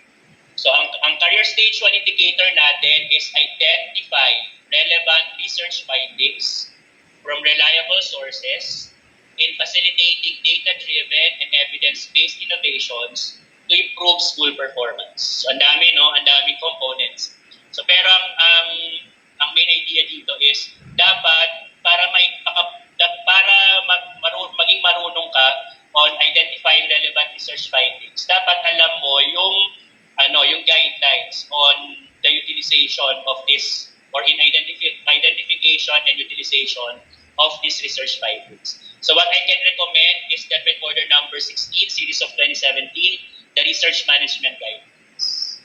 So kasi nandyan yung component ng identification, utilization of research results and research findings. So paano pag ginagawa yan? Pag may pag sa inyong school, merong mga researcher or group of researchers na nag-conduct ng action research, meron silang findings syempre based on the conducted action research na share nila ito in a forum or in your school lab sessions. So paano ito gagamitin para sa isang data-driven and evidence-based set of innovations? So nakalagay yan sa Depth Order number 16, series of 27. Again, research management guidelines. Okay, sige, I'm giving you time to digest the information. So bago ako mag-proceed sa next. So but may I know, okay pa po ba tayo? May tanong na po ba after the 4 strands of domain 1? I'll go back to the chat. Slides not moving. May I confirm? Kasi marami na pong nagsabi na the slide is not moving. Can you see now the slide containing strand 1.4 to 1.4 to 1.7? Yes, Yes. sir. Medyo na-delay lang kanina. May delay. Sige po. Pasensya na po. I'm not sure if it's on my end na baka mahina. So yung 1.3 sir, yung na-recommend mo na din kay order. Wait lang po. I'm looking at the chat box po. So mukhang okay na po. Sige. May delay pala. Sorry po. Baka dahil ako'y nasa Laguna, kayo po ay nasa Caraga, so baka ganun po. Baka mayroong traveling time yung aking slide. So but I was informed that naka-flash na ngayon yung strand 1.4 to 1.7. So again, 1.4, the issuance that I can recommend is Depth Order number 16, series of 2017, research management guidelines. Para makita ninyo, ang primary intent sa career stage 1 ay identification of relevant research findings so that this can be used to facilitate data-driven and evidence-based innovations. So, yun. So, merong component na yan dun sa Depth Order number 16, series of 27. Next, strand 1.5, program design and implementation. So the indicator for career stage 1 is display understanding of the implementation of programs in the school that support the development of learners. Okay, so program implementation. So parang katulad din siya parang may similarity siya doon sa 1.2, doon sa school planning and implementation. So pero ito mas specific on a program design and implementation. So, dito kasi ay maraming issuances kasi kailangan, di ba alam natin na nagre-release na issuance ang DepEd ng per program. Paano ba ini-implement ang school-based feeding program? Iwalay na memo yon or DepEd order or issuance. Tapos paano ini-implement ang mga programs. So, yung for example, yung tungkol sa mga facilities, ganyan. Tungkol sa yung Adapt a School program, ibang issuance din yun. So mahirap dito sa strand na ito na magbigay ako ng isang sample na issuance. So pero I would attempt. Actually may nakita akong PDF file na parang compilation siya ng programs and projects of the Department of Education as of December 31, 2020. Hindi ko lang nakuha ang link, pero you can type this in Google, tapos lalabas naman na may PDF file sila. Na parang isang long list siya with some details per program, yung mga ini-implement as of December 31, 2020. So pero ang talagang related dito sa strand na ito ay yung per program issuance. Kasi how should you implement this program A? How should you implement this program B? Iwa-iwalay kasi yon sa konteksto natin sa DepEd. Hindi siya nakalagay sa isa naka-encapsulate sa isang issuance lang. So you can type this in Google. Nakita ko siya kagabi na PDF file siya na list of programs and projects as of December 31, 2020. Galing siya sa Planning and Programming Division ng Central Office. So tingin ko naman legit material. Siguro kung I will also provide, kung makuha ko ulit yung material, I will also provide that to the TWG together with this slide presentation. Okay, so yun po ang kailangan natin tingnan for Strand 1.5. How is a program being implemented in the school level? So mga programs na national yung scope. Kasi we will not expect that the Nqesh will contain localized programs. Like for example, school level programs or division level or regional level programs that you have. So ang lalamanin naman ay yung nationwide or national programs na in-adapt natin in the other governance levels. So but the main concept will, I think, rely on the national programs. Kung ano yung nasa implementing guidelines or implementing rules and regulations. Sige po. Next, strand 1.6, learner voice. The indicator for career stage 1 is to demonstrate knowledge and understanding of utilizing learner voice to inform policy development and decision making towards school improvement. Ang i-recommend ko po ay yun pa rin DepEd Order 44, Series of 20. So kasi di ba sa proseso ng SIP meron tayong listening to the voice of the customers or the stakeholders that we have. So nandun yung may isang attachment yung DepEd Order 44 on some tips on how to listen, to utilize the learner voice. So you can refer to that as one of your references for strand 1.6. I cannot think of other issuances, pero hindi ko naman memorize lahat ng issuances. Ayun din yung ko po parang being one of the top notchers of the 2018 principals test. The assumption of many is that I know everything. Hindi po siya gano'n. So may mga bagay po tayo na hindi alam, na pa rin po na ang ginagawa ko ay nag-search pa rin po ako, which is one of the learning styles that we have, even if you're reviewing or full-fledged na principal ka na, you still need to learn by reading, by referring to legal basis. So mali yung assumption na pag top notcher ka ay alam mo lahat. So hindi siya gano'n. So may mga bagay pa rin po na kailangan pag-aralan. And also, ang tendencies natin, for example, ako ay ang orientation ko ay secondary. So di ba pag naman tayo principal's test, ang talagang binabasa mo, hinahanap mo lang ay yung mga issuances na related sa orientation mo. So kaya hindi ako masyado nagbabasa ng tungkol sa elementary. Hindi ko masyadong alam ang implementation ng MTP-MLE. So pero, for the purpose of the Nqesh, kasi covered niya lahat ng key stages, so I need really to read. Pero ngayon, sa application na sa current work ko, I really don't need much of the information about MTP-MLE kasi hindi ko naman siya i-implement sa school level. So, ganun yung dynamics na kailangan natin i-position yung sarili natin in this journey, no, of reviewing for the English. Sige, and then the last strand for Domain 1, strand 1.7, monitoring and evaluation processes and tools. Dito, parang katulad siya ng 1.5 na ang MME processes and tools ay per program. Di ba meron tayo nakikita sa mga DepEd issuances na parang may section doon ng monitoring and evaluation. So, yun yung mga pwede nating tingnan for strand 1.7.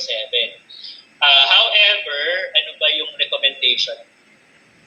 Ayan, ang recommendation ko sa MAEA, ang monitoring, evaluation, and adjustments. Naghahanap naman ng national policy on MAEA para hindi siya makita. Pero baka makita po kayo ng kopya. So, pero ang concept na pwede nyo sign ulit, strand 1.7 is full monitoring, evaluation, and adjustments or plan adjustments. So minsan tawag SMEP, ganyan. So, pero nakita ko po sa internet at ginagamit namin ay SMAEA, School Monitoring, Evaluation, and Adjustments. So pwede dito natin makita yung mga monitoring and evaluation processes and tools to promote learner achievement. Pero as I mentioned, meron sa bawat program kasi merong monitoring and evaluation component. So pwedeng tingnan natin yun pag tinignan din natin yung sa strand 1.5. So aside from the program implementation, we should look into the M&E processes na corresponding to that program. Okay, hopefully we're okay with Domain 1. Okay pa po ba tayo? So those are the career stage 1 indicators for the 7 strands under Domain 1 and some of my recommended issuances, para mas mabigyan pa kayo ng idea on the strands. So this is how I intended to present this morning as a form of exploration. So exploring the 34 previous strands. Okay, now let's proceed to Domain 2, managing school operations and resources. So but before that, let's take a sip of water. So para okay tayo, no, for continuing this to Domain 2. Ako din po iinom muna.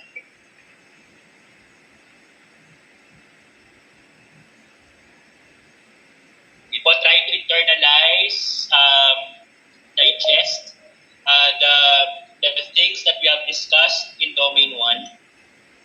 So, tapos kung sakali may mga questions po kayo, please do not hesitate to drop those in the chat box in MS Teams so that we can address them now o kaya later, no, in the open forum if we have before we end the session. So, pero tingnan ko po ulit muna yung chat box.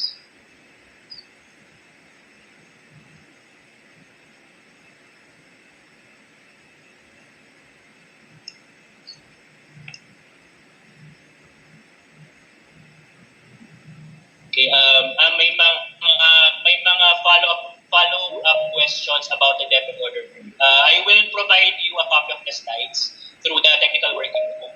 So siguro po we can refer to that, no? So I'm not sure if in which strand.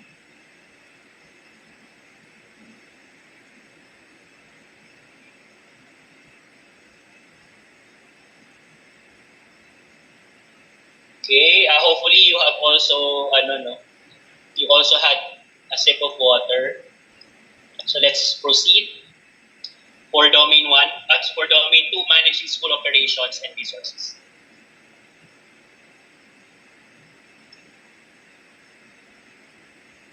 Okay. Sige. So ano naman ang mga strands under Domain 2?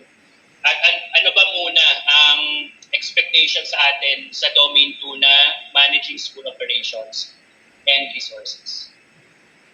Ayan. So sabi sa DepEd Order 24 Series of 2020, so kung sa Domain 1, kailangan ay alam natin kung paano mag-prepare ng strategic course of action for maximizing organizational performance through the help of the stakeholders and implement this course of action based on existing laws, policies, and regulations. Sa Domain 2 naman, ang expectation sa atin is our commitment to ensure efficiency, effectiveness, and fairness and in discharging functions towards maximizing organizational health. So, alam natin na efficiency, effectiveness, fairness relate to resources and operations. So, yun yung managing school operations and resources. Also, it centers on the role of the school heads in managing systems and processes in the school. Importante yan kasi we can imagine a school in chaos if the school head does not know how to manage systems and processes. So lalo na ngayon na parang meron tayong QMS, na Quality Management System in our department. Alam ko po, I'm not sure if the region is already ISO certified prior to the national QMS. So pero yan yung mga programs and its impact sa school level on how they can manage systems and processes aligned to how the division office and the regional office manage their systems and processes also in their level of governance. Also, Domain 2 expects that school heads understand and implement laws, policies, guidelines, and issuances that relate to the management of human, financial, and material resources. So yan yung resources na sinasabi, human, financial, material. Kaya makikita natin sa mga strands mamaya na covered yan. How do you manage human resources? How do you manage financial resources? How do you manage material resources? Okay, and then students also are expected to provide support in establishing a culture of transparency and accountability. So dahil alam naman natin na for example, the financial resources, that's one thing na dapat ay talagang transparent tayo sa school community saka sa wider school community. So kailangan transparent and accountable tayo in the continuous delivery of basic education services. So that's the expectation of school heads in Domain, managing school operations and resources. So let's have the strands. So meron tayong 6 strands under Domain 2. So lahat ng tungkol sa managing of school operations and resources. Resources meaning human, financial, material. So we have strand 2.1, records management. 2.2, financial management. 2.3, school facilities and equipment. 2.4, management of staff. 2.5, school safety for disaster preparedness, mitigation, and resiliency. And 2.6, emerging opportunities and challenges. So kung titingnan nyo ng buo, meron dyan yung tungkol sa school operations. So pwedeng yung emerging opportunities and challenges. Pwede din yung school safety kasi din siya related to school operations. Kung paano ba dapat yung ating protocols pagdating sa disaster preparedness, mitigation, and resiliency. So covered yan nung managing school operations. Yung sa resources naman, we can have yung records, financial, school facilities, staff, So kung makikita nyo yung 2.1 to 2.4, na-capture niya yung human, material, saka financial. So, yan yung pabuhan ng domain. Now, the same as what we did in Domain 1, let us focus on the career stage 1 indicators per strand and then my recommended issuance or issuances. Okay, so Domain 2. So let's start with strand 2.1, records management. So for career stage 1, the indicator is to demonstrate skills in managing school data and information using technology, including ICT. So, ibig sabihin dapat alam natin ano ba yung mga protocol sa records management mula sa preparation, storage, archiving, no? Kasama yan doon sa records management. So, paano ba natin ginagawa yung school level? So, what I can recommend is the Definite Document Management System. So, search nyo lang yung DMS ng ating agency, ng ating department. So, nandiyan nakalaman lahat yung proseso. Yung sinasabi ko kaninang preparation, storage, releasing, no? Kasama din yung archiving. Hindi ko lang nakita ko kung merong DepEd order or memo about the DMS. Pero existing system kasi siya sa DepEd. So, para katulad ng SMEA or SNEPA, ay hindi ko siya nahanapan ng issuance, official issuance.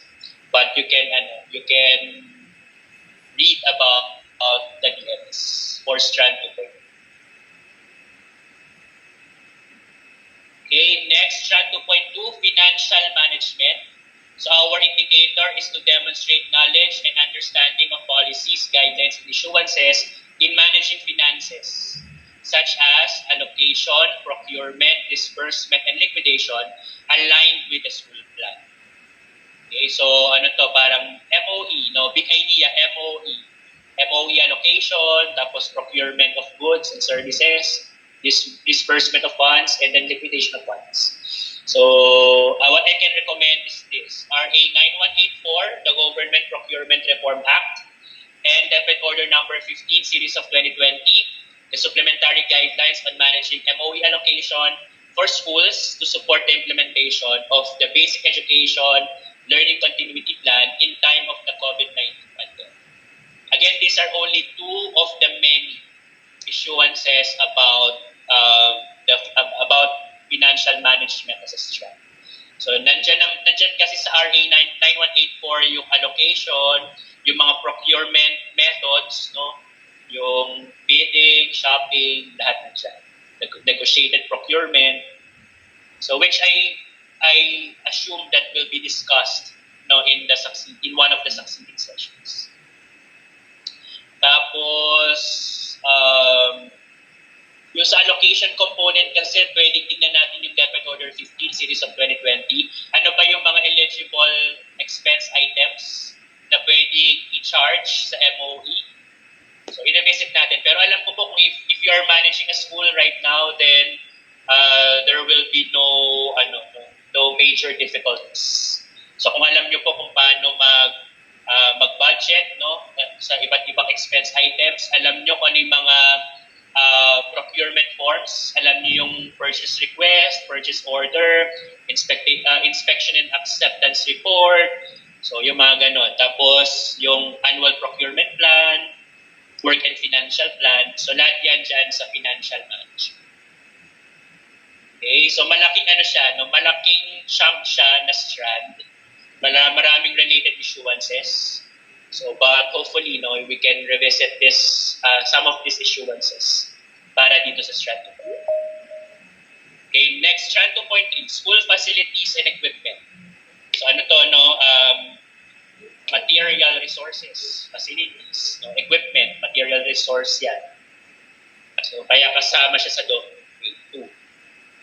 Career Stage 1 indicator is to demonstrate knowledge and understanding of policies, guidelines, and issuances on acquisition, recording, utilization, repair and maintenance, storage, and disposal in managing school facilities and equipment.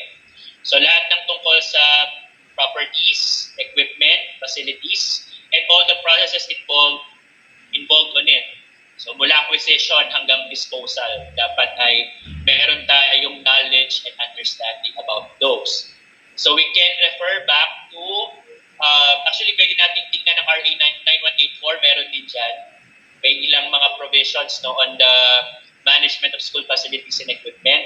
Kasi yung sa equipment na na-procure dito sa galing sa strand 2.2.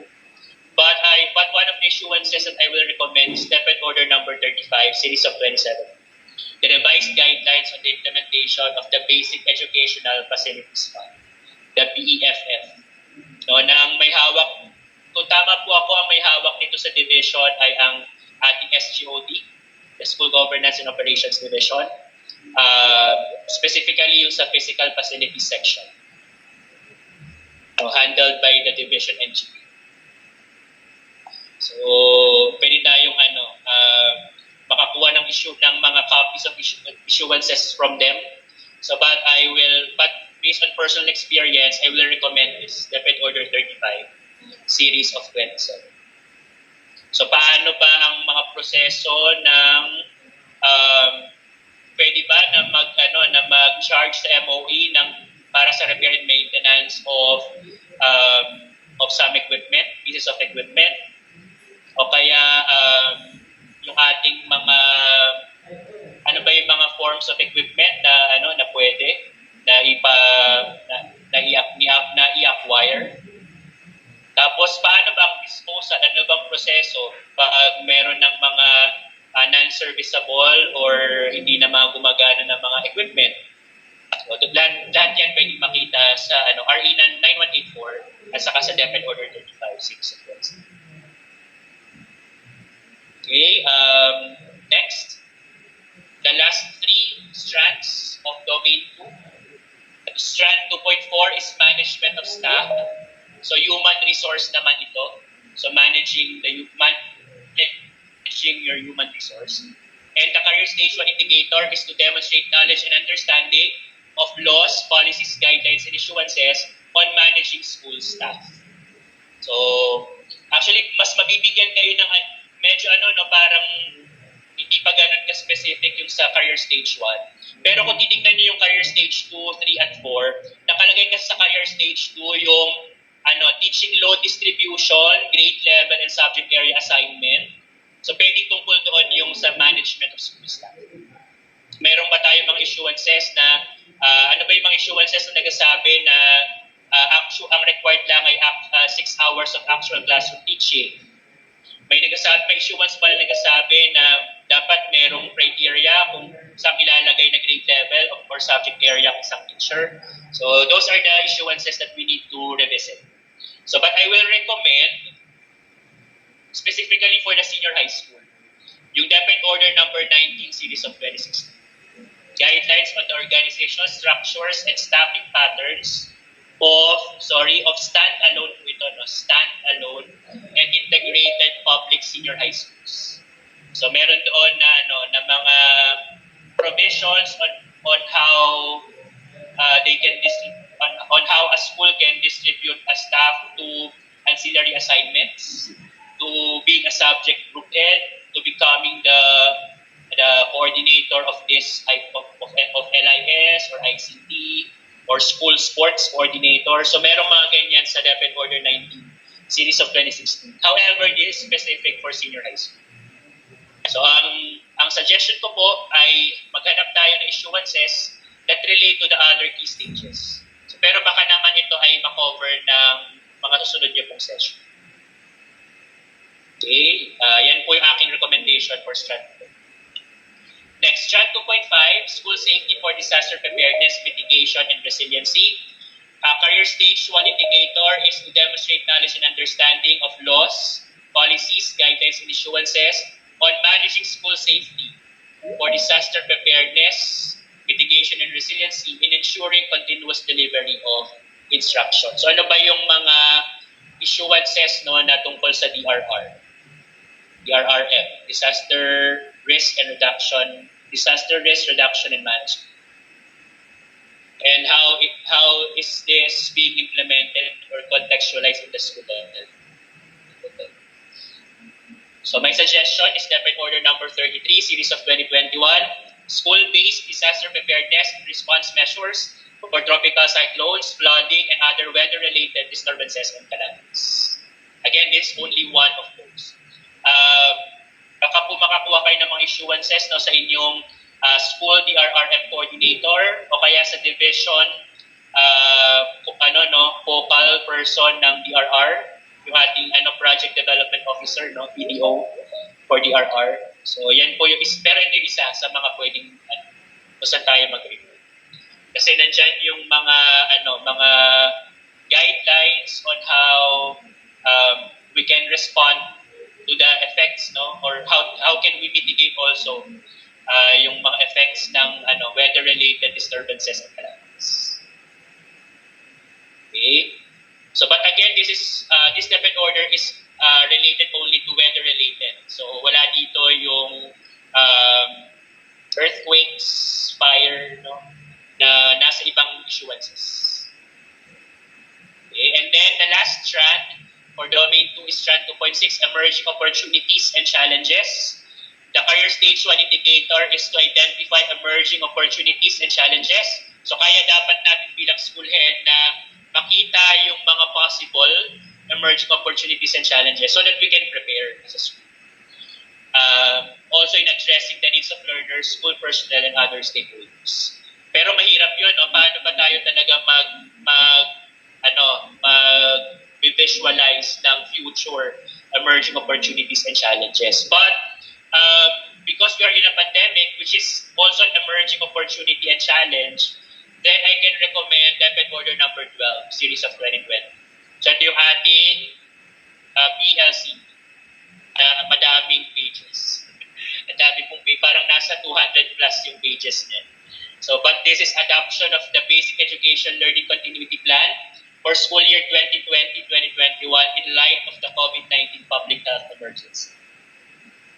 So, nandiyan naman nakalagay yung mga measures on how to respond to the emerging opportunity and challenge, which is the effects of the pandemic. So, the department moving towards distance education during last school year, SY 2020-2021, and still for SY 21-22, pero yung meron ng component of the limited face-to-face classes. So dyan pwede yan may pasok sa strand 2.6. Kasi distance education because of the pandemic is an emerging opportunity and also an emerging challenge. So pwede ba ating basahin yung sa DepEd order? So yung mga discussion on the LDMs, learning delivery modalities ay nandyan. Yung konsepto ng MELCs, most essential learning competencies, nandyan din. Yung mga health protocols required, so nandyan din. So yan yung pwede kong may suggest for strand 2.6. Okay, we will be moving to domain 3, but may I request for some feedback in the chat box? Okay pa po tayo.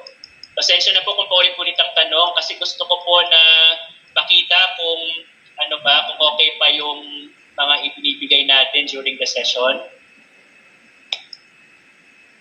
I'm now in the chat box.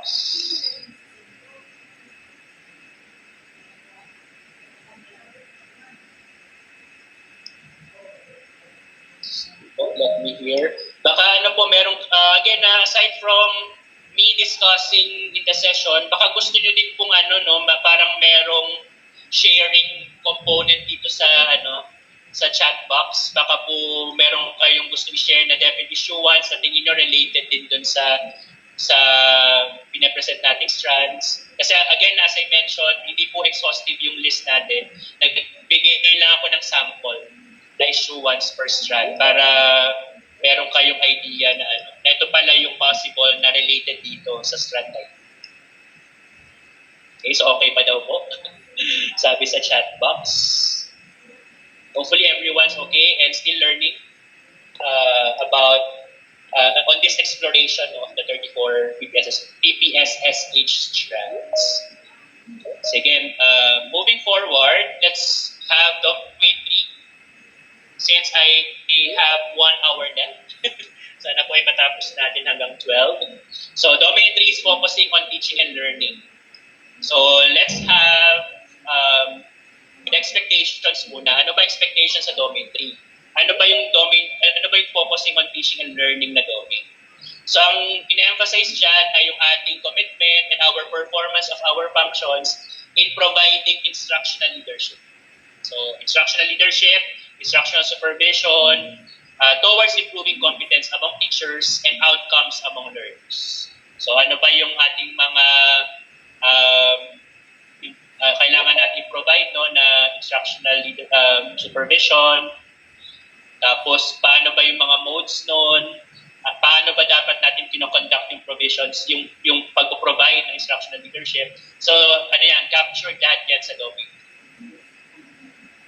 Okay, so since sinabi sa unang bullet na towards improving also outcomes among learners. So it also concentrates on the work of students in promoting quality teaching and learning. So kaya siya focusing on teaching and learning. Ano ba yung role natin para sa teaching and learning process? Which is one if not the only one na talagang major role natin, di ba? 70% of our time should be devoted to instructional leadership and supervision. So kasi dapat hindi nawawala kasi ang main intent natin to improve learning outcomes. Hindi naman lang na ma-manage yung maayos yung resources. So kailangan talaga ay kasama yan para mabuo holistically yung organizational performance ng school. Kasama itong curriculum and instructional leadership. Also, domain 3 relates to curriculum, practice, and performance. And then the role of the school head in the creation of a learner-centered environment. So, nandiyan lahat yan sa domain. Sige, 8 strands po under domain 3. So, 3.1 to 3.8. So, let's have each of them. Ano ba yung mga career station indicators and my recommended issuance per strand. So let's have the first 4 on this slide. Strand 3.1, school-based review, contextualization, and implementation of learning standards. Actually, for all of these 4, tama ba ako? For all of these 4, isa lang yung aking recommended issuance. DepEd Order number 21 series of 2019. The policy guidelines on the K-12 basic education program. Kasi halos lahat ng strands na ito nandito sa DepEd Order na ito. Kasi ito yung comprehensive discussion in a DepEd Order nung lahat tungkol sa K-12. Mula Key Stage 1 hanggang Key Stage 4. Ano yung mga standards, ano yung mga learning areas na dapat i-offer, ano dapat yung processes and mechanisms sa bawat key stage, lahat nandyan sa DepEd Order D. So this is really parang I consider this a landmark issuance kasi covered niya yung maraming strands. Nandyan na lahat yung halos. So yung strand 3.1 na school-based review, contextualization, implementation of learning standards, for which career stage 1 indicator is to demonstrate knowledge and understanding of school-based review, contextualization, and implementation of learning standards. So paano ba natin tinitingnan ang curriculum sa school level? Paano ba natin dinedeliver ang curriculum sa school level? So tayo po ba ay nagkakaroon ng parang ng curriculum review and we are planning actually to how to implement the big K-12 curriculum sa konteksto natin sa school level. Kasi pwede natin gawin yun. Na parang how should the curriculum be implemented in the school level still with the primary consideration of the national policies. No? Hindi tayo basta-basta nagde-debate. But we are doing some sort of review, planning, on how to contextualize and implement this in the school level. So merong mga discussion na ganyan sa DepEd Order 21, series of 20. Okay, so yung mga konsepto ng localization, indigenization, yung mga key stage standards, learning area standards, grade level standards. So yan yung mga dapat na tignan nyo po ulit in this DepEd Order, specifically for Strand 3.2. Now, for Strand 3.2, teaching standards and pedagogies. So the career stage 1 indicator is to demonstrate knowledge and understanding of teaching standards and pedagogies within and across learning areas to provide technical assistance to teachers to improve their teaching practice. So makikita din natin yan sa DepEd Order. Ano ba yung mga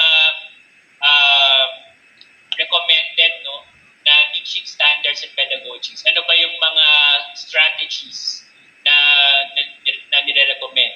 Di ba meron tayong konsepto sa K-12 ng collaborative, constructive, inquiry-based, reflective. So yung mga ganong teaching pedagogies and standards are included in this DepEd order. So we need to revisit them, and then meron din mga provisions dun sa DepEd order na to on how we can provide technical assistance on how teachers use these standards and pedagogies. Pero take note sa indicator ha, dapat alam, bilang school head, alam mo din yung teaching standards and pedagogies. Kasi kung hindi mo siya alam, hindi ka makakapagbigay ng technical assistance to the teachers. So parang kailangan ay natututo ka din sa mga issuances na yon on how teachers should do it. So that you can provide your technical assistance to the teachers. So that's how Strand 3.2 is intended na para sa pagiging school head na. Next, Strand 3.3, teacher performance feedback. So demonstrate understanding of the use of feedback obtained from learners, parents, and other stakeholders to help teachers improve their performance. So still, you can see some provisions in this DepEd order. Ito naman yung pwede siya na yung mga feedback forms na ginagamit natin, ano ba yung mga feedback mechanisms natin in the school level, and how these are consistent with national issuances, national laws, policies, and guidelines.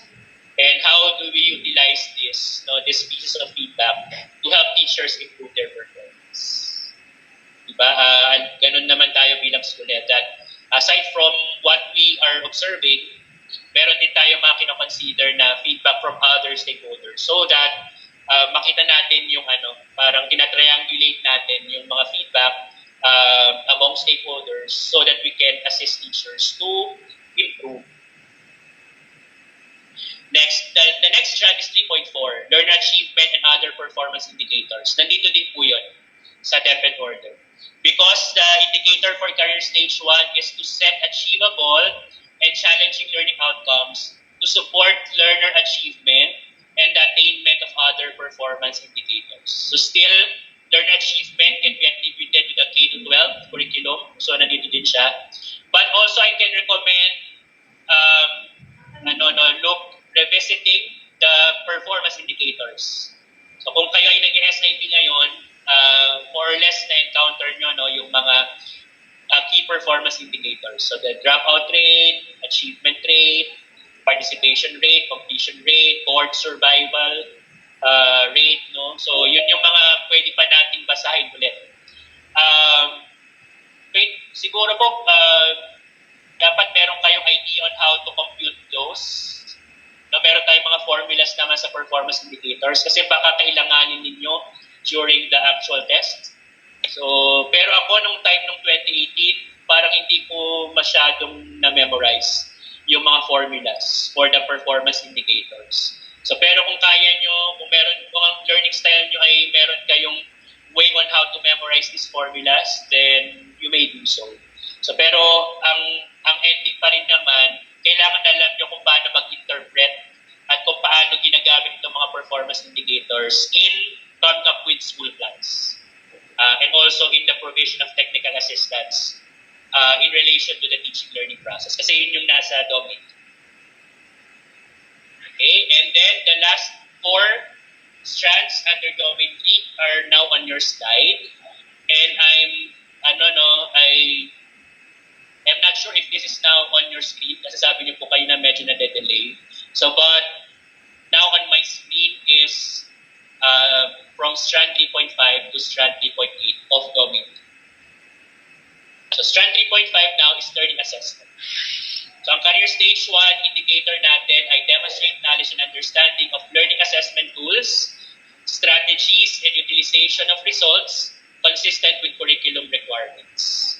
So, alam natin kung ano yung DepEd order dyan kasi landmark policies din ito. Ayan. So, DepEd order number 8, series of 2015, the policy guidelines on classroom assessment for the K-12 basic education program. And yung ginagamit natin ngayon, the DepEd order number 31, series of 2020, interim guidelines for assessment and grading in light of the PLCP. for the basic education learning continuity. So ano ba yung dapat alam natin yung konsepto ng formative and summative. Ano ba ang mga dapat na how should teachers plan on designing formative assessments, summative assessments? What are the components of summative assessment? Diba, written works and performance tasks. Nung DepEd Order 8 Series of 2015, may quarterly assessment. So those are the ideas that we need to have as conceptual knowledge so that we can translate them into answering questions. But questions that may involve conceptual knowledge or scenario-based questions where you need to decide on how to act on a certain scenario. Again, consistent with national laws, policies. Ano pa? Yung baka kailangan na may idea kayo dun sa weights ng components ng summative assessment. Ilang percent ang written work sa languages? Ilang percent ang performance tasks sa math and science? So baka kailanganin lang kasi. Baka merong mga may mga computational component na gagawin to answer some questions in the English. So, yan yung part na yan, nag-memorize ako niya noong 2018. Ano yung weight ng component, ano yung weight ng written work, performance task, saka quarterly assessment. Kasi nung time na yun, wala pa yung DepEd Order 31, na nawala na yung, tinanggal muna yung quarterly assessment. So, memorize ko yung mga weights na yun sa bawat subject, bawat learning area. From grade 1 to 10, saka yung sa senior high school, kasi kailangan din po. Again, focus on all key stages, not a specific key stage, kasi covered lahat po ng Nqesh yung mula kinder to grade 12. Okay, next, strand 3.6, learning environment. Parang dito wala akong nailagay. Yung demonstrate understanding of managing a learner-friendly, inclusive, and healthy learning environment. Siguro pwede kong ilag dito, yung inclusive education, pwede yung sa mga guidelines on the special education, sa ating SPED classes, kasi baka may mga provisions doon ng tungkol sa inclusive learning environment. Pero kailangan pa rin natin tingnan yung sa learner-friendly, saka healthy learning environment. So I think wala akong nailagay dito, pero those are my suggestions. Look at our special programs para dun sa inclusive component ng learning environment. But maybe the other resource persons will have or will share to you some issuances related to this.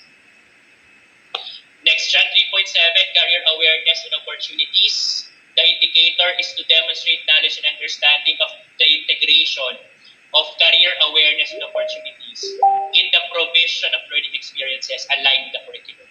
So what I can recommend is the career guidance program.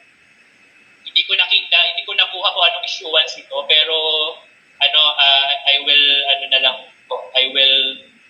mentioned already that it's about the career guidance program. So ano ba yung mga implementing guidelines nito? Paano ba ito ini-integrate sa curriculum? Kasi yun yung nakalagay sa indicator. How do we provide learning experiences on career guidance and how it is aligned or integrated with the curriculum? Anong mga grade levels ang encouraged or required to implement the career guidance program? Ano ba yung mga requirements? Ano bang mga outputs na kailangan from the learners? So those are the things that you need to know to form part of your conceptual knowledge about strand 3.7. And lastly, strand 3.8, learner discipline.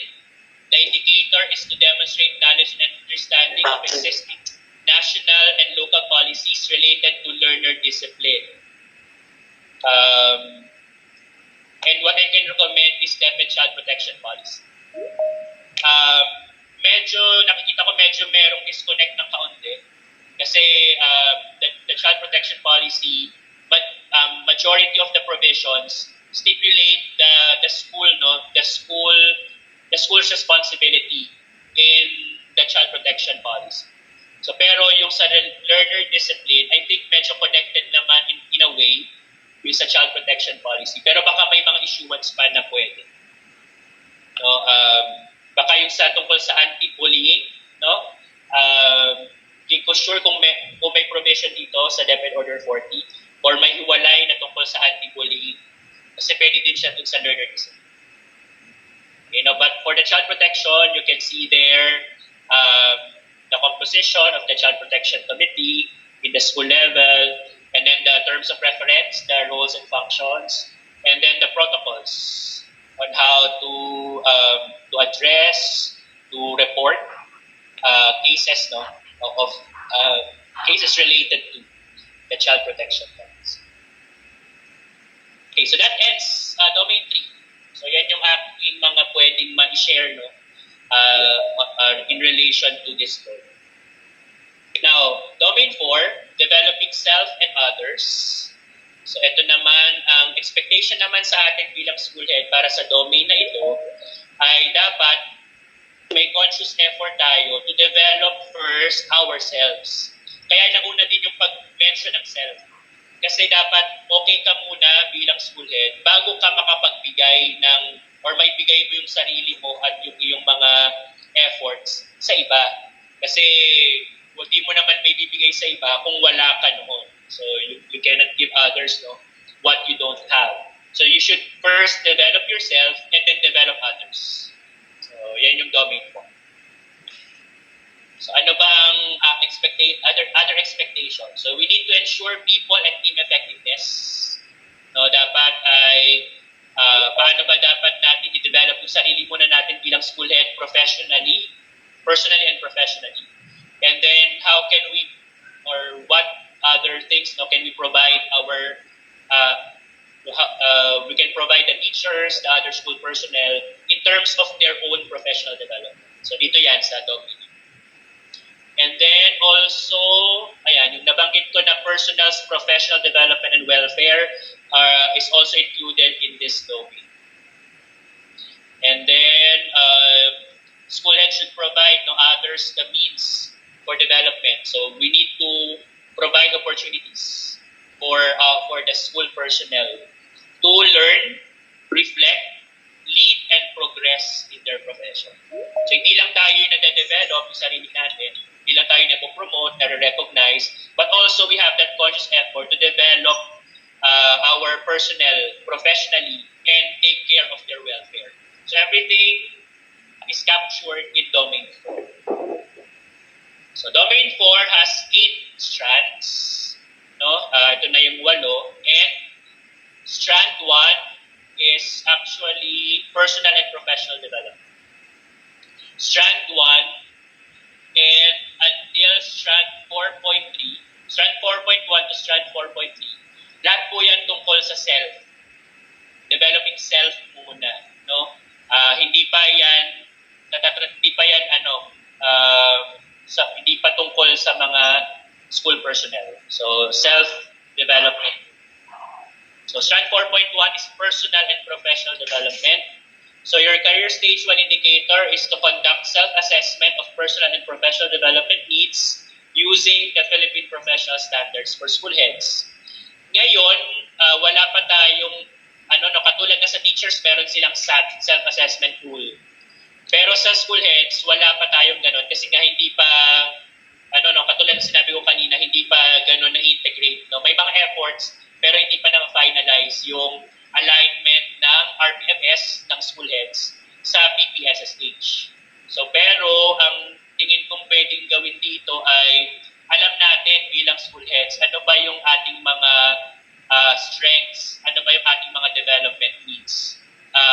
When we read the strands of the PPSSH. Anong mga strand yung strength mo, anong mga strand yung development needs mo. So yan ay nasa strand 4.0. So anong suggest ko dito? Ayan, DepEd Memo 50, Series of 2020. DepEd Professional Development Priorities for Teachers and School Leaders for school year 2020 to 2020. So that's what I can recommend. Okay? Kasi nandiyan nakalagay yung di ba, sabi natin kanina, sa school heads, no, ang expectation sa atin ay naka-catch for na strands. Pero sa development, merong sinabi doon na ilang mga priorities for professional development para sa school leaders, and that includes the students. Okay, so pwede natin makita dyan, no? Pwede tayo mag-self-assess in the contents of the development. Okay, hopefully this will be presented later, no, ng ating resource person. But if not, the purpose of this session is to give you ideas on what to explore later on during your spare time, if you have.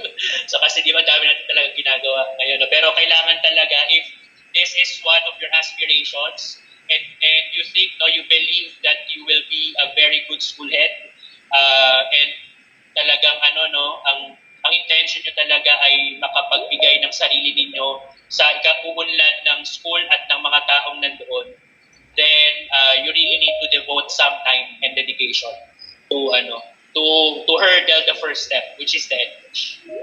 And then later on, you work na lang on yourselves on how you can develop further. And also, syempre, with the assistance of your divisions and your region. Sige, strand 4.2, professional reflection and learning. The career stage 1 indicator is demonstrate understanding of how professional reflection and learning can be used in improving practice. So, reflection and learning. Hindi ko sure kung naglagay ako dito. Ito. And na-encompass na niya yung dalawang strands. So, 4.2 saka 4.3. 4.3 is professional networks.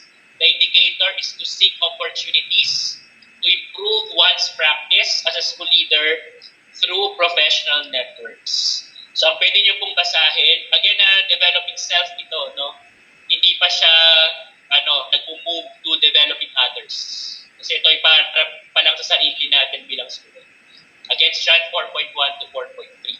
So, what we can read, no, about is the learning and development or L&D system for school heads in depth. So, hanap lang tayo ng mga related na L&D. Related issuances about L&D system. Makakatulong po dito sa inyo yung inyong mga SEPs ng HR sa division, at saka sa region naman, the HRDD unit, no? HRDD ba? Tama, HRDD, the RO, can also help you with some of the issuances related to professional reflection and learning, saka professional methods. And then strand 4.4, which is very close to my heart, kasi as I mentioned earlier, RPMS is the system that I have handled during my time in the central office. So kami po yung mga isa ako sa focal persons ng RPMS for all personnel, teachers, school leaders, and then yung ating mga central office personnel ay kasama po sa lahat sa RPMS. So yung strand 4.4 naman natin na performance management, ang ating indicator dyan ay yung demonstrate knowledge and understanding of the implementation of the performance management system. So RPMS yan, yung performance management system, in improving school personnel and office performance, which is the main intent of RPMS. So what you can read is about Depth Order number 2, series of 2015, guidelines on the establishment and implementation of the RPMS or results-based performance management system in the Department of Education. Ano ba yung mga phases ng RPMS cycle? Mula performance planning and commitment, performance monitoring and coaching, performance review and evaluation, performance rewarding and development planning. Ano ba yung mga key performance indicators? Quality, efficiency, timeliness. Ano ba ibig sabihin ng KRA? Key result area. Ano ba yan? Ano ba yung objectives? So lahat yan nandyan sa Depth Order 2, series of 2015. Tapos, kailangan, meron din po kayo idea on how, again, this is for all personnel na, hindi lang po developing self ito. Combination ito ng developing self and others. Kasi yung RPMS mo bilang school head, saka yung RPMS ng mga teachers, teachers, saka mga ibang staff, no? Iba pang personnel in the school level. So kaya kailangan may idea po kayo ng RPMS ng teachers. Ilan ba yung mga indicators? Ano ba yung classroom observable? Ano ba yung konsepto ng COT? Ano ba yung mga MOPs? No? So yan yung mga iba pa, no, related na issuances. But the main issuance is DepEd Order 2, Series of 20. Yan yung comprehensive na implementing guidelines about RPMS. And then, the last 4 strands of Domain 4. So yung strand 4.5, professional development of school personnel. So developing others na ito. No? Kasi kanina, yung mga unang strands, developing the self of the student. So ngayon, developing others, meaning the school personnel. So the career stage 1 indicator is to demonstrate knowledge and understanding of professional development in enhancing strengths and in addressing performance gaps among school personnel. So para siyang yung development planning, no? So pwede din na i-recommend ko dito yung sa RPMS, yung sa DepEd Order 2 Series of 2015, yung kaninang nasa strand 4.4. At pwede ko din i-recommend ang DepEd Order 35 Series of 2016. Yung ating DepEd Order sa LAC sessions. Kasi kasama ang LAC sa isang professional development strategy or intervention for our school personnel. So the title of that is the LAC or the Learning Action Cell as a K-12 basic education program, school-based, continuing professional development strategy for the improvement of teaching and learning. Ilan pa dapat ang members ng LAC? Ilang beses pa dapat nag-meet? Minimum monthly. Ano ba yung dapat na ginagawa before the LAC sessions, during, saka after the LAC sessions? So those are the things that you need to revisit in DepEd Order number 35, Series of 2016. Kasi yan yung sa professional development ng school personnel. So again, that's one of the assurances. Next strand, 4.6, leadership development in individuals and teams. So the career stage 1 indicator is to identify strengths, capabilities, and potentials of individuals and teams in performing leadership roles and responsibilities. So parang kung parang talent management na nakakakita tayo ng mga potentials sa mga teachers, sino ba yung mga possible na ma-promote to this position, sino yung mga possible na members ng committee na ito. So yan yung essence ng strand 4.6. And what I can recommend here to you is the career succession planning. Kasi yung conscious effort ng school head to really profile the teachers and the other personnel in the school. And then alam natin dapat kung paano sila mag-move towards career progression. Ano yung mga competencies na okay na sila, ano yung mga hindi pa. So that they are ready to assume leadership roles and responsibilities in the future. So nandiyan yan sa career succession plan. Okay, and then strand 4.7, general welfare of human resources. So still developing self and others din ito, no? Kasama din ng school head dito as part of the human resources. So career stage 1 indicator is to display knowledge of laws, policies, guidelines, and issuances on the rights, privileges, and benefits of school personnel to promote their general welfare. So kasama dito yung benefits and incentives. So kailangan alam nyo po kung ano ang konsepto ng cash allowance for teachers. Alam nyo dapat ang konsepto ng PBB, performance-based bonus. Alam nyo dapat yung konsepto ng mga leaves, no? Leaves ng school heads, leaves na applicable for the teachers. Dapat ay So yun. So those are some of the things that are related to benefits and incentives. Not necessarily memorizing everything, no? Pero dapat meron tayong may general ideas tayo on some of the benefits and incentives. And the last, strand 4.8, rewards and recognition mechanism. No, career stage 1 indicator natin is to reward and recognize learners, school personnel and other stakeholders for exemplary performance and or support.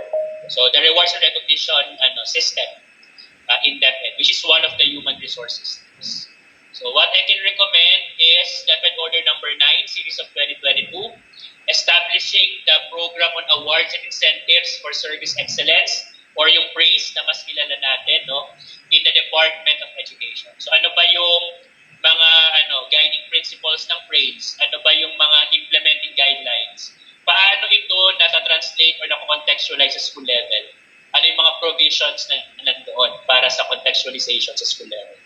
So those are the things you need to revisit sa DepEd Order number 9, series of 2002, in relation to Strand 4.2, rewards and recognition mechanism.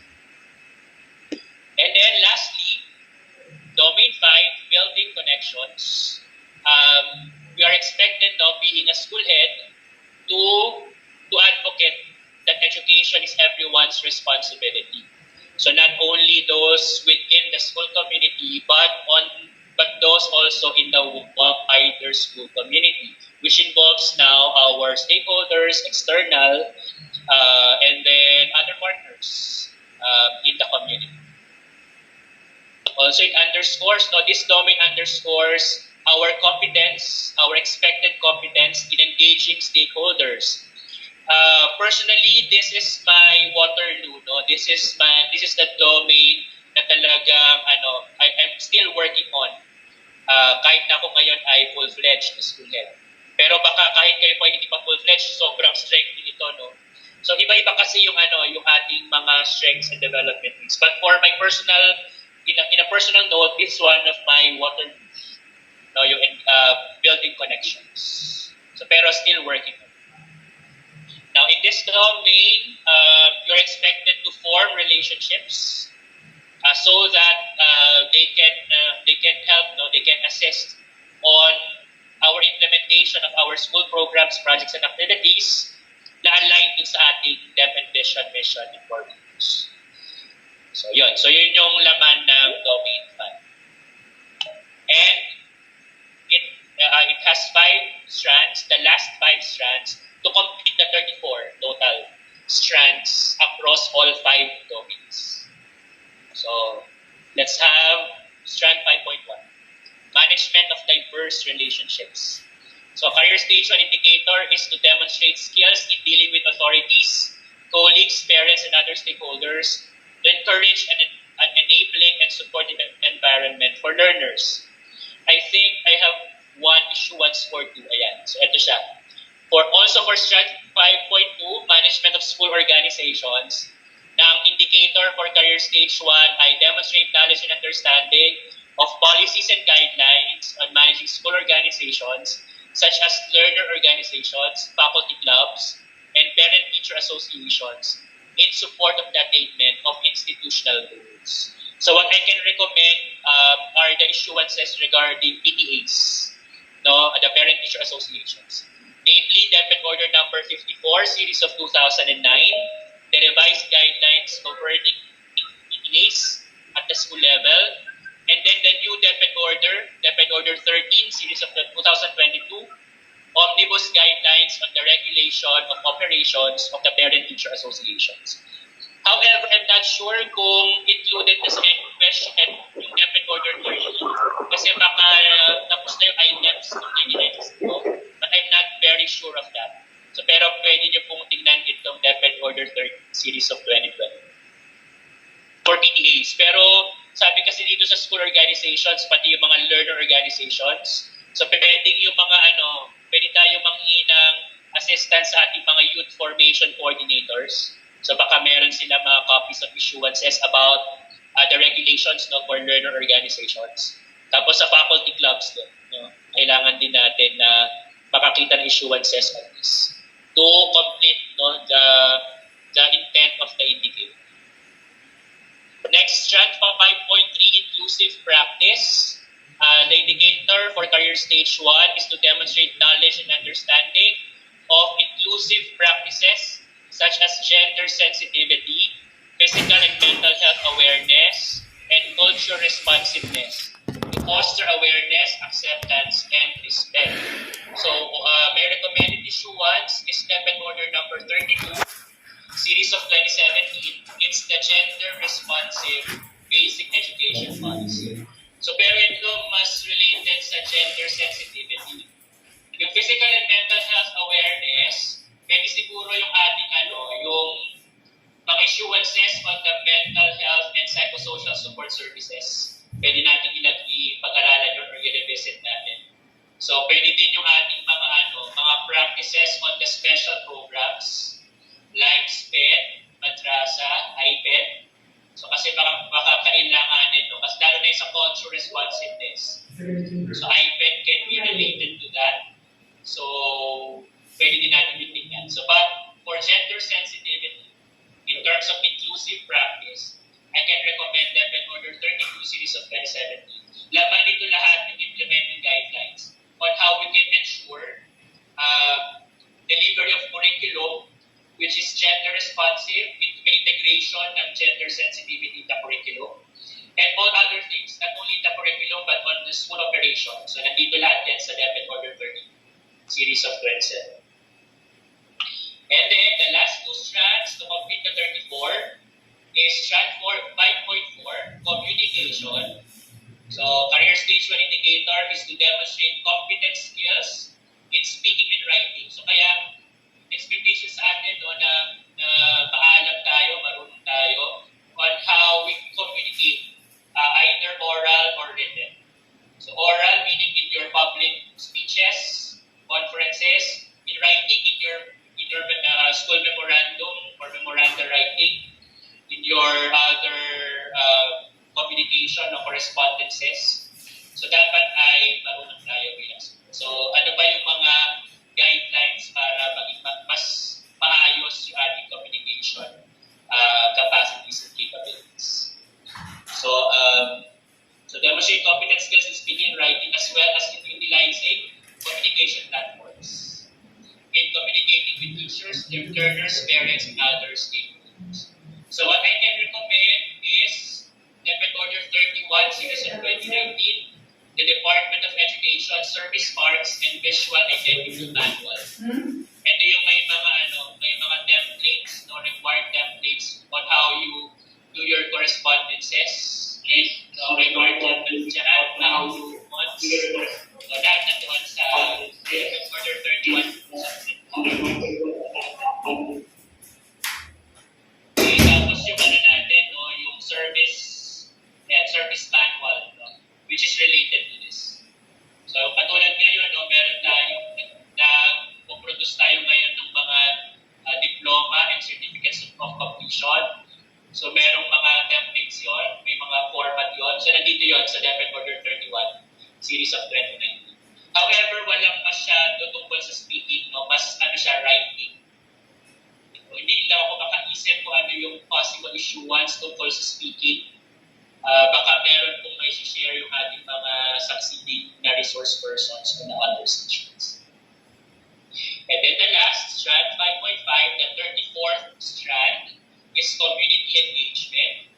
Indicator for career stage 1 is to involve the community such as parents, alumni, authorities, industries, and other stakeholders in school programs, projects, and activities to gain support for learner development as well as school and community development, as community improvement. So what I can suggest is RA 8525, the Adopt a School Act of 1998, plus the related definition ones anchored on the Republic. Okay, so paano ba ang ating Adopt a School? Paano ba ang Brigada Eskwela? Ano ba yung mga steps on partnership building?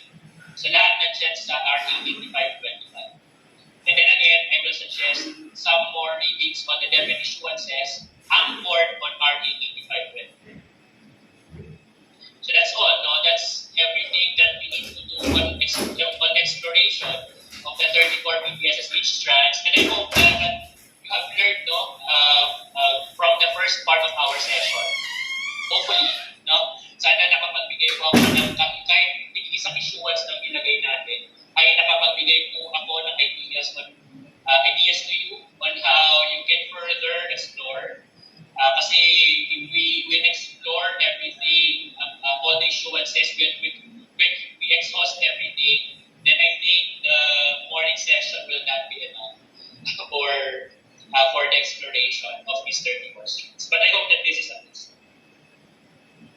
let me just share to you or ask you some questions about our first part, about the first part of our session. Sige po. I will really appreciate if you can write your answer in the chat box para makita ko lang po yung mga kasagutan sa ating mga katanungan na related po sa ating unang parte pa lamang po ng session. Because I will share later some tips, very brief na lang, so that we can end the session by 12.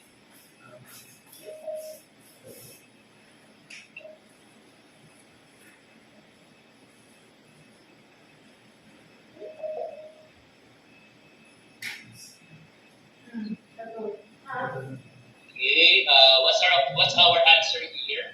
The question is Principal Angelo leads the development and implementation of the school plans aligned with the schools and the department's goals and policies.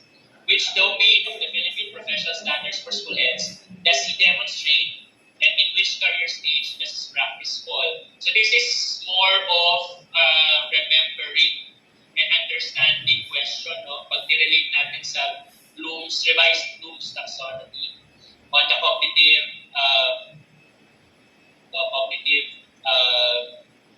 what do you call this, para cognitive development objectives, no? So, nasa remembering understanding siya. Kasi tungkol lamang recall of what we have discussed in the previous part. So, anong domain kaya yung practice, no? In the first sentence, Principal Angelo leads the development and implementation of the school plans. Hindi ko lang nakikita ngayon yung chat box, pero balik ako. Pinagsasagot po ba ngayon? Ayan, pero po nagsasagot. Thank you po. And our answer here is actually letter A. Domain 1, career stage. Even though we have focused only in the career stage 1 indicators. So, yan po, dapat alam natin yung pinaliwanag ko nung umpisa yung sistema ng developmental progression ng ating mga indicators. So, domain 1 yan, kasi leading strategically. Pagtungkol sa school planning, domain 1. And then, since alam natin na domain 1 na yun, pwede eliminated na agad yung letter B, letter C, sa letter D. So, madali lang siya. Pero may isa pa kasi tanong, anong career stage daw yung practice na yun? Diba nakita natin ngayon sa discussion that there's a differentiation or distinction between and among the career stages. So yung leading the development is already an application with professional independence. So that's career stage. Okay, so pero kahit hindi natin tingnan yung career stage sa konsepto ng madaling test taking. So alam natin na domain 1 yun. So eliminated na agad yung PC. Okay. Next, Principal Maria ensures setting personal and professional development goals based on self-assessment aligned with the Philippine Professional Standards for School Heads in her work as a school principal. Which domain of the PPL stage does she demonstrate, and in which career stage does her practice fall? So, similarly looking as the first question. Sige po, sagot lang tayo sa chat box, no? So that I can see the engagement. But our answer here, so that we can discuss already. Our answer here is domain 4, career stage. So because personal and professional development goals is actually related to developing self and others. At since nag-iisa ang letter B na domain 4 ang sinabi, eliminated na agad yung A, C, and D. Kasi alam na kung sure tayo na yung development goals ay tungkol sa developing self and others. Okay, so that's letter B. Next, Principal Maria started institutionalizing the implementation of the school reward system with support from the wider school community.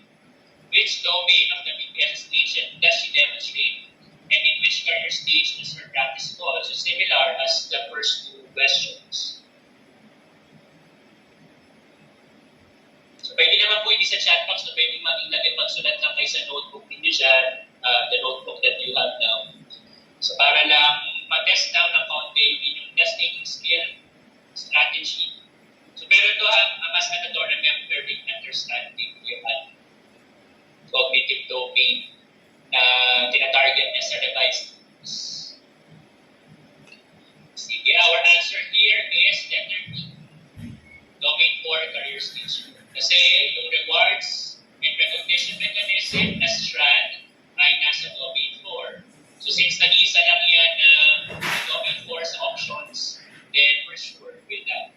Pero to further explain the option, the correct answer, yung career stage 4 kasi, tama yan, kasi ang ginamit sa description of practice ay institutionalizing, which is one of the keywords that I have mentioned to you in the earlier parts of the discussion.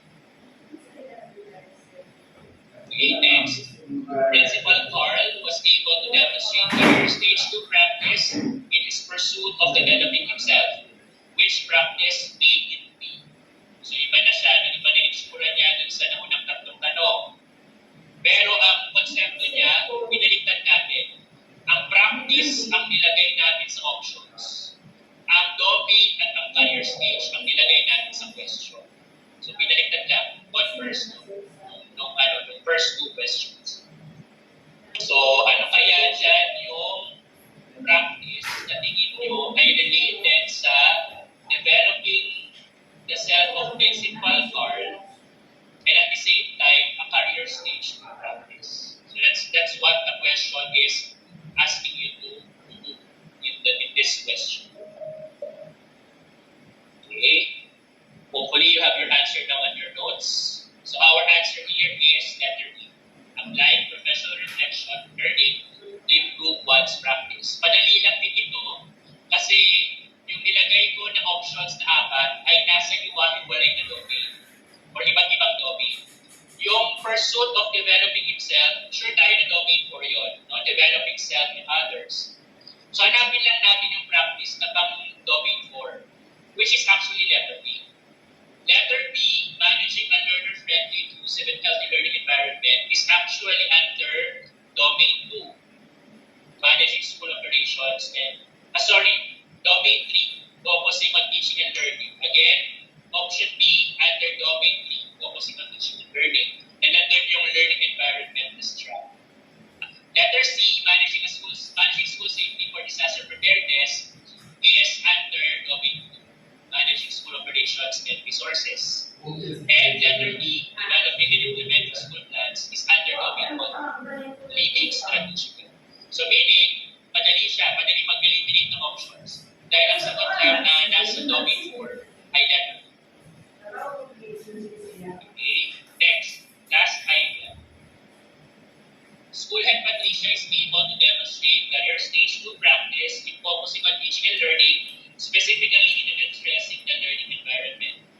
Which of the following best describes school head Patricia's practice? Ito po medyo challenging ng kaunti compared to the first 4 questions. Pero related siya or parang similar yung itsura niya dun sa previous na question. Pero ang ginawa ko dito, ang options na ABCD ay lahat galing sa same strand na learning environment. Ang kailangan mo ngayong tingnan, nasaan dyan yung pang-career stage ng practice. Kasi meron dyan ang pang-career stage 1, may pang-2 at may pang-2.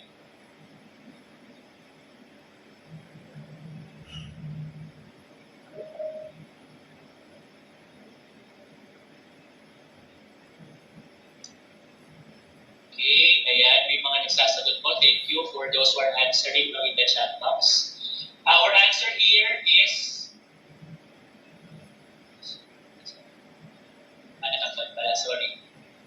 Our answer here is letter C. So again, ang answer to this last question is letter C, managing a learner-friendly, inclusive, and healthy learning environment. Since sinabi ko kanina na yung options natin na apat ay nasa parehas na strand, nasa nag-iisang strand, which is learning environment, kailangan lang natin parang i-arrange yung mga options into the developmental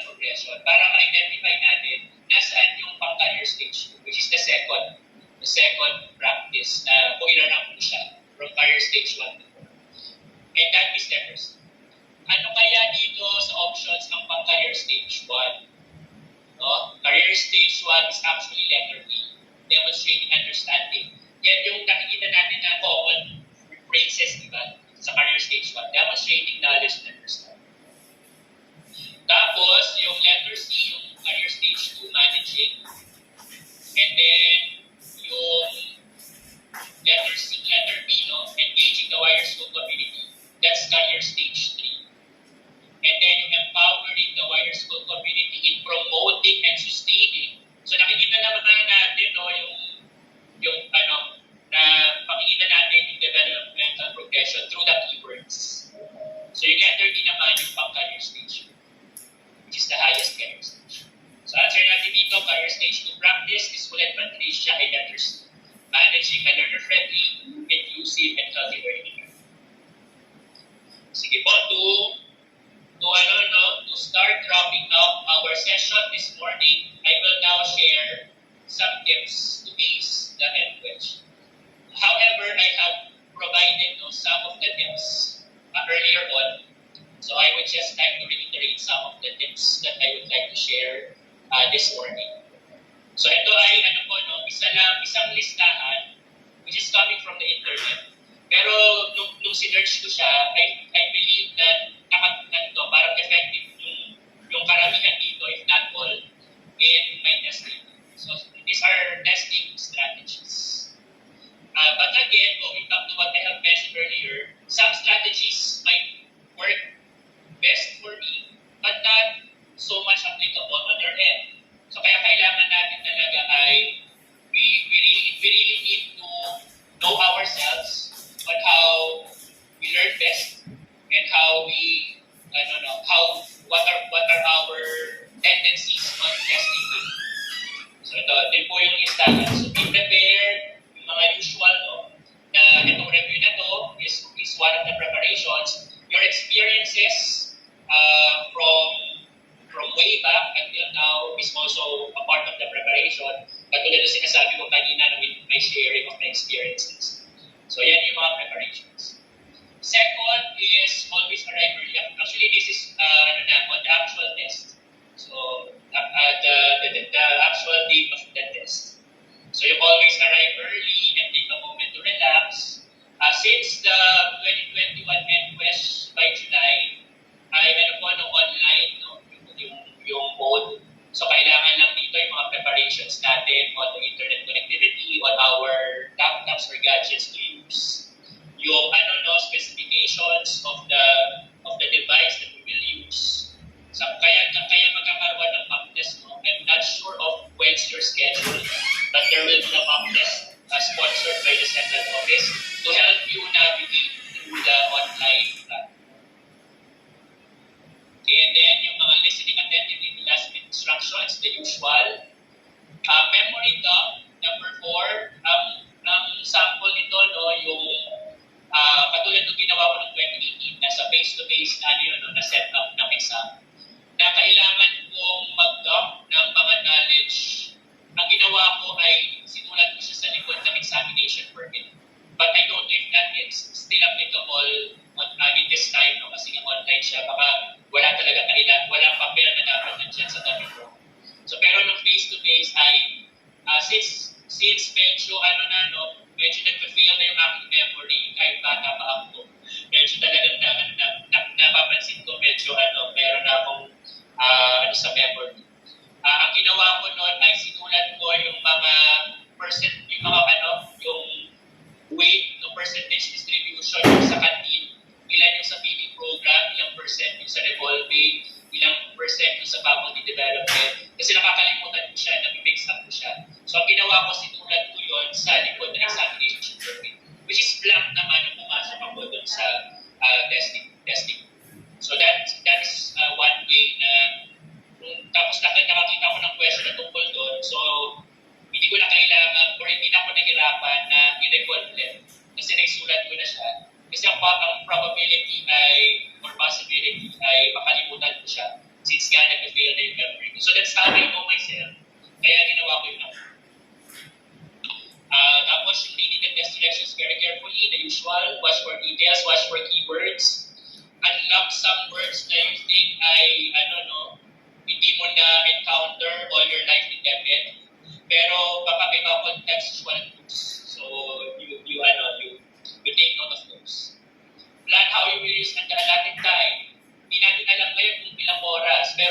face-to-face, 3 hours siya.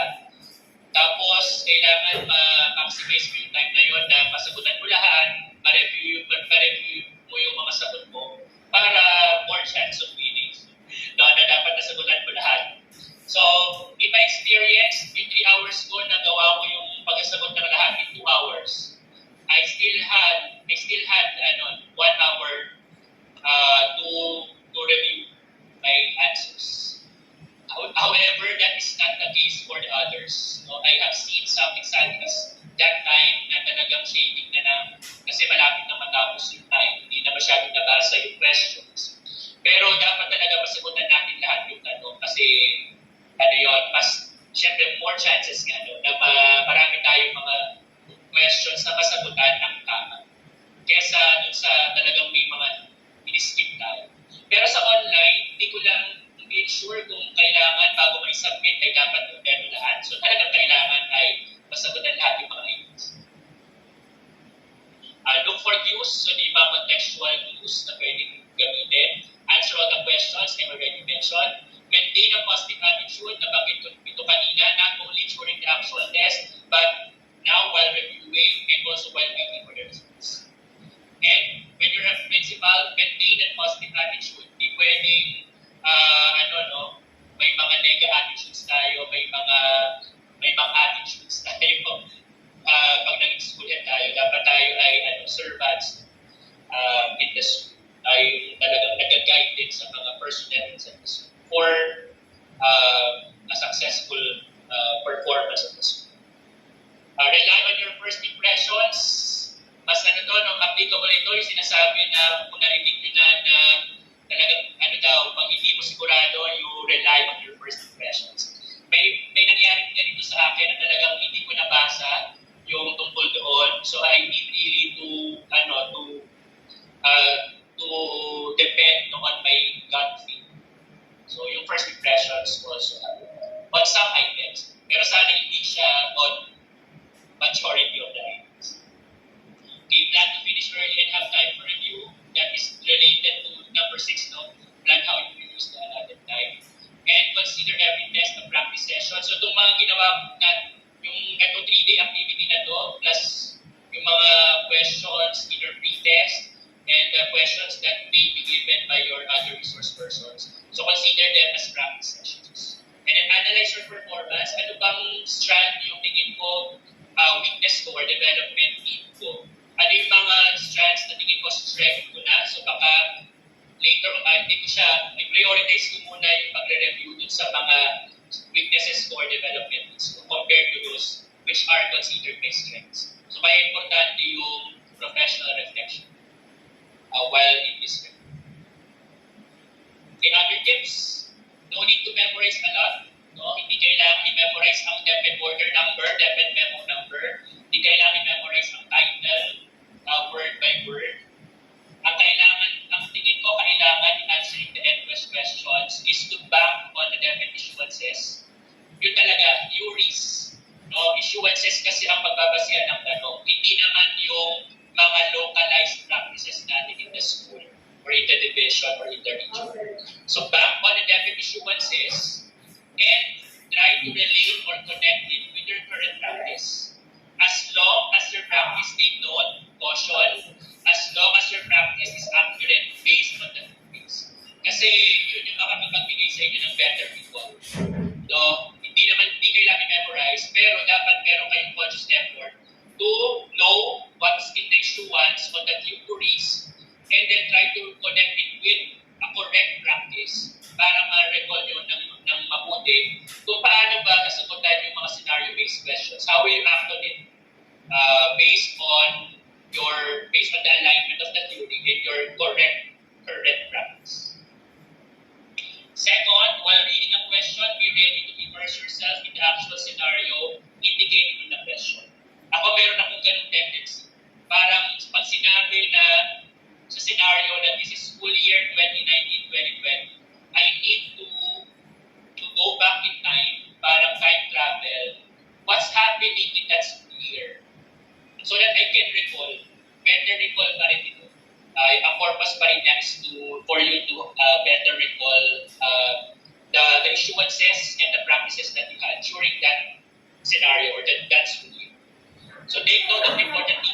example school year, since this may affect how you should decide on the scenario.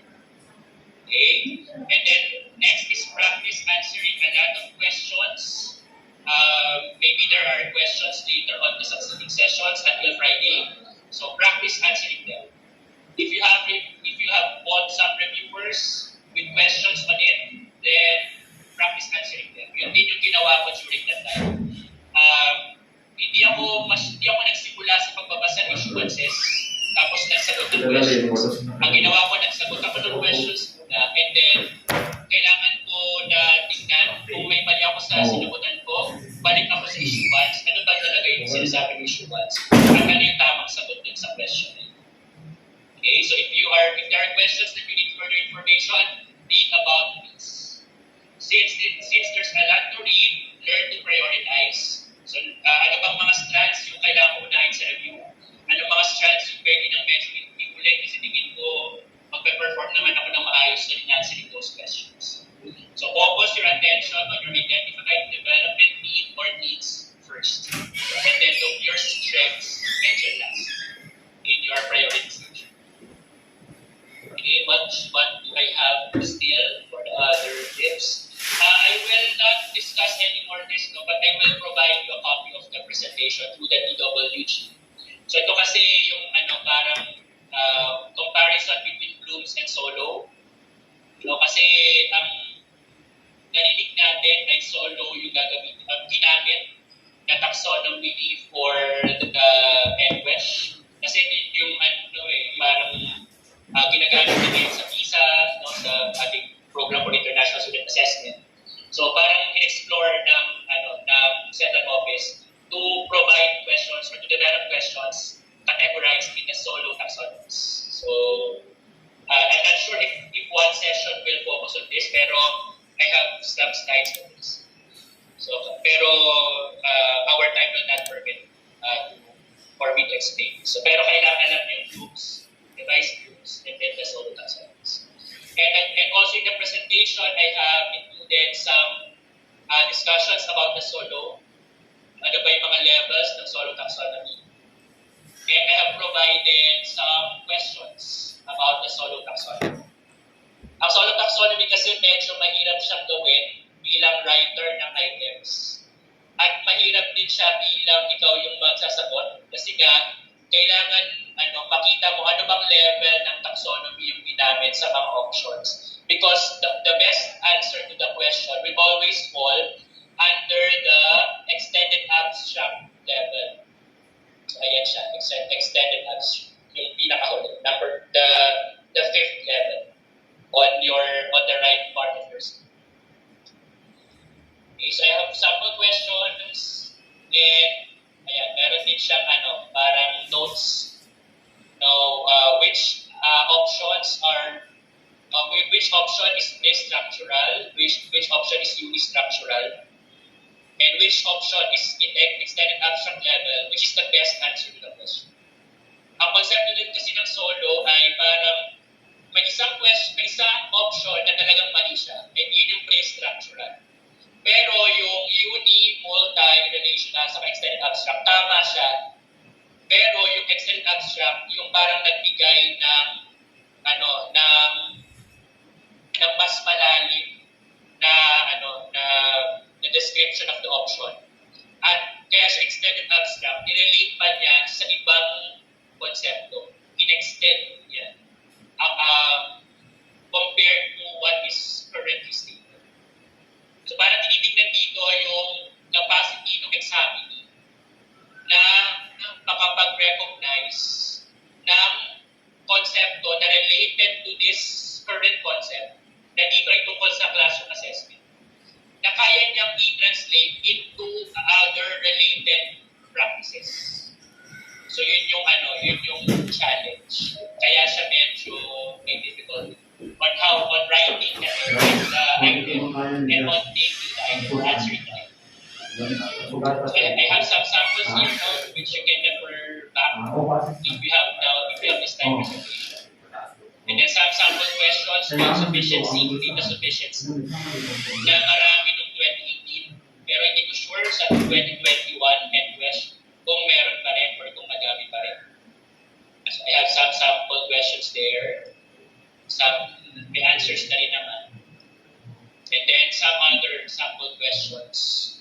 which you can refer to. May answers naman. So, hindi ko na siya i-discuss kasi may mga sessions naman kayo na magsasagot pa rin kayo ng mga questions. And they will also provide some tips regarding this. So, but here they are.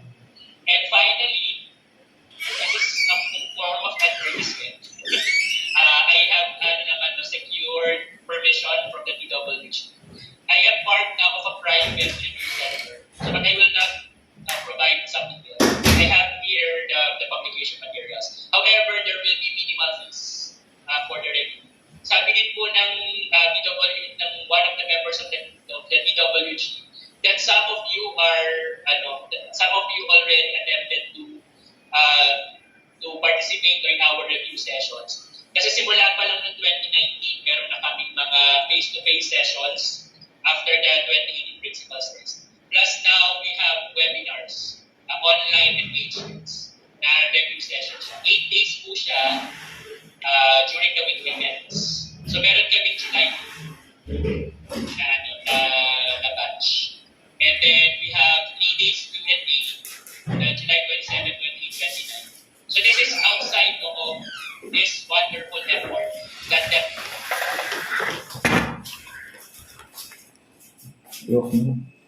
Off na sila. Disconnected. Disconnected na siya. Nawala po si sir. So let's just wait.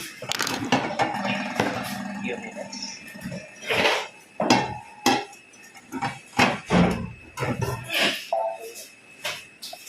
Ayan, mukhang nawala na naman po ako. Ngayong patapos na. Pinapalis na ako for that. Sige po, I will reshare for my final.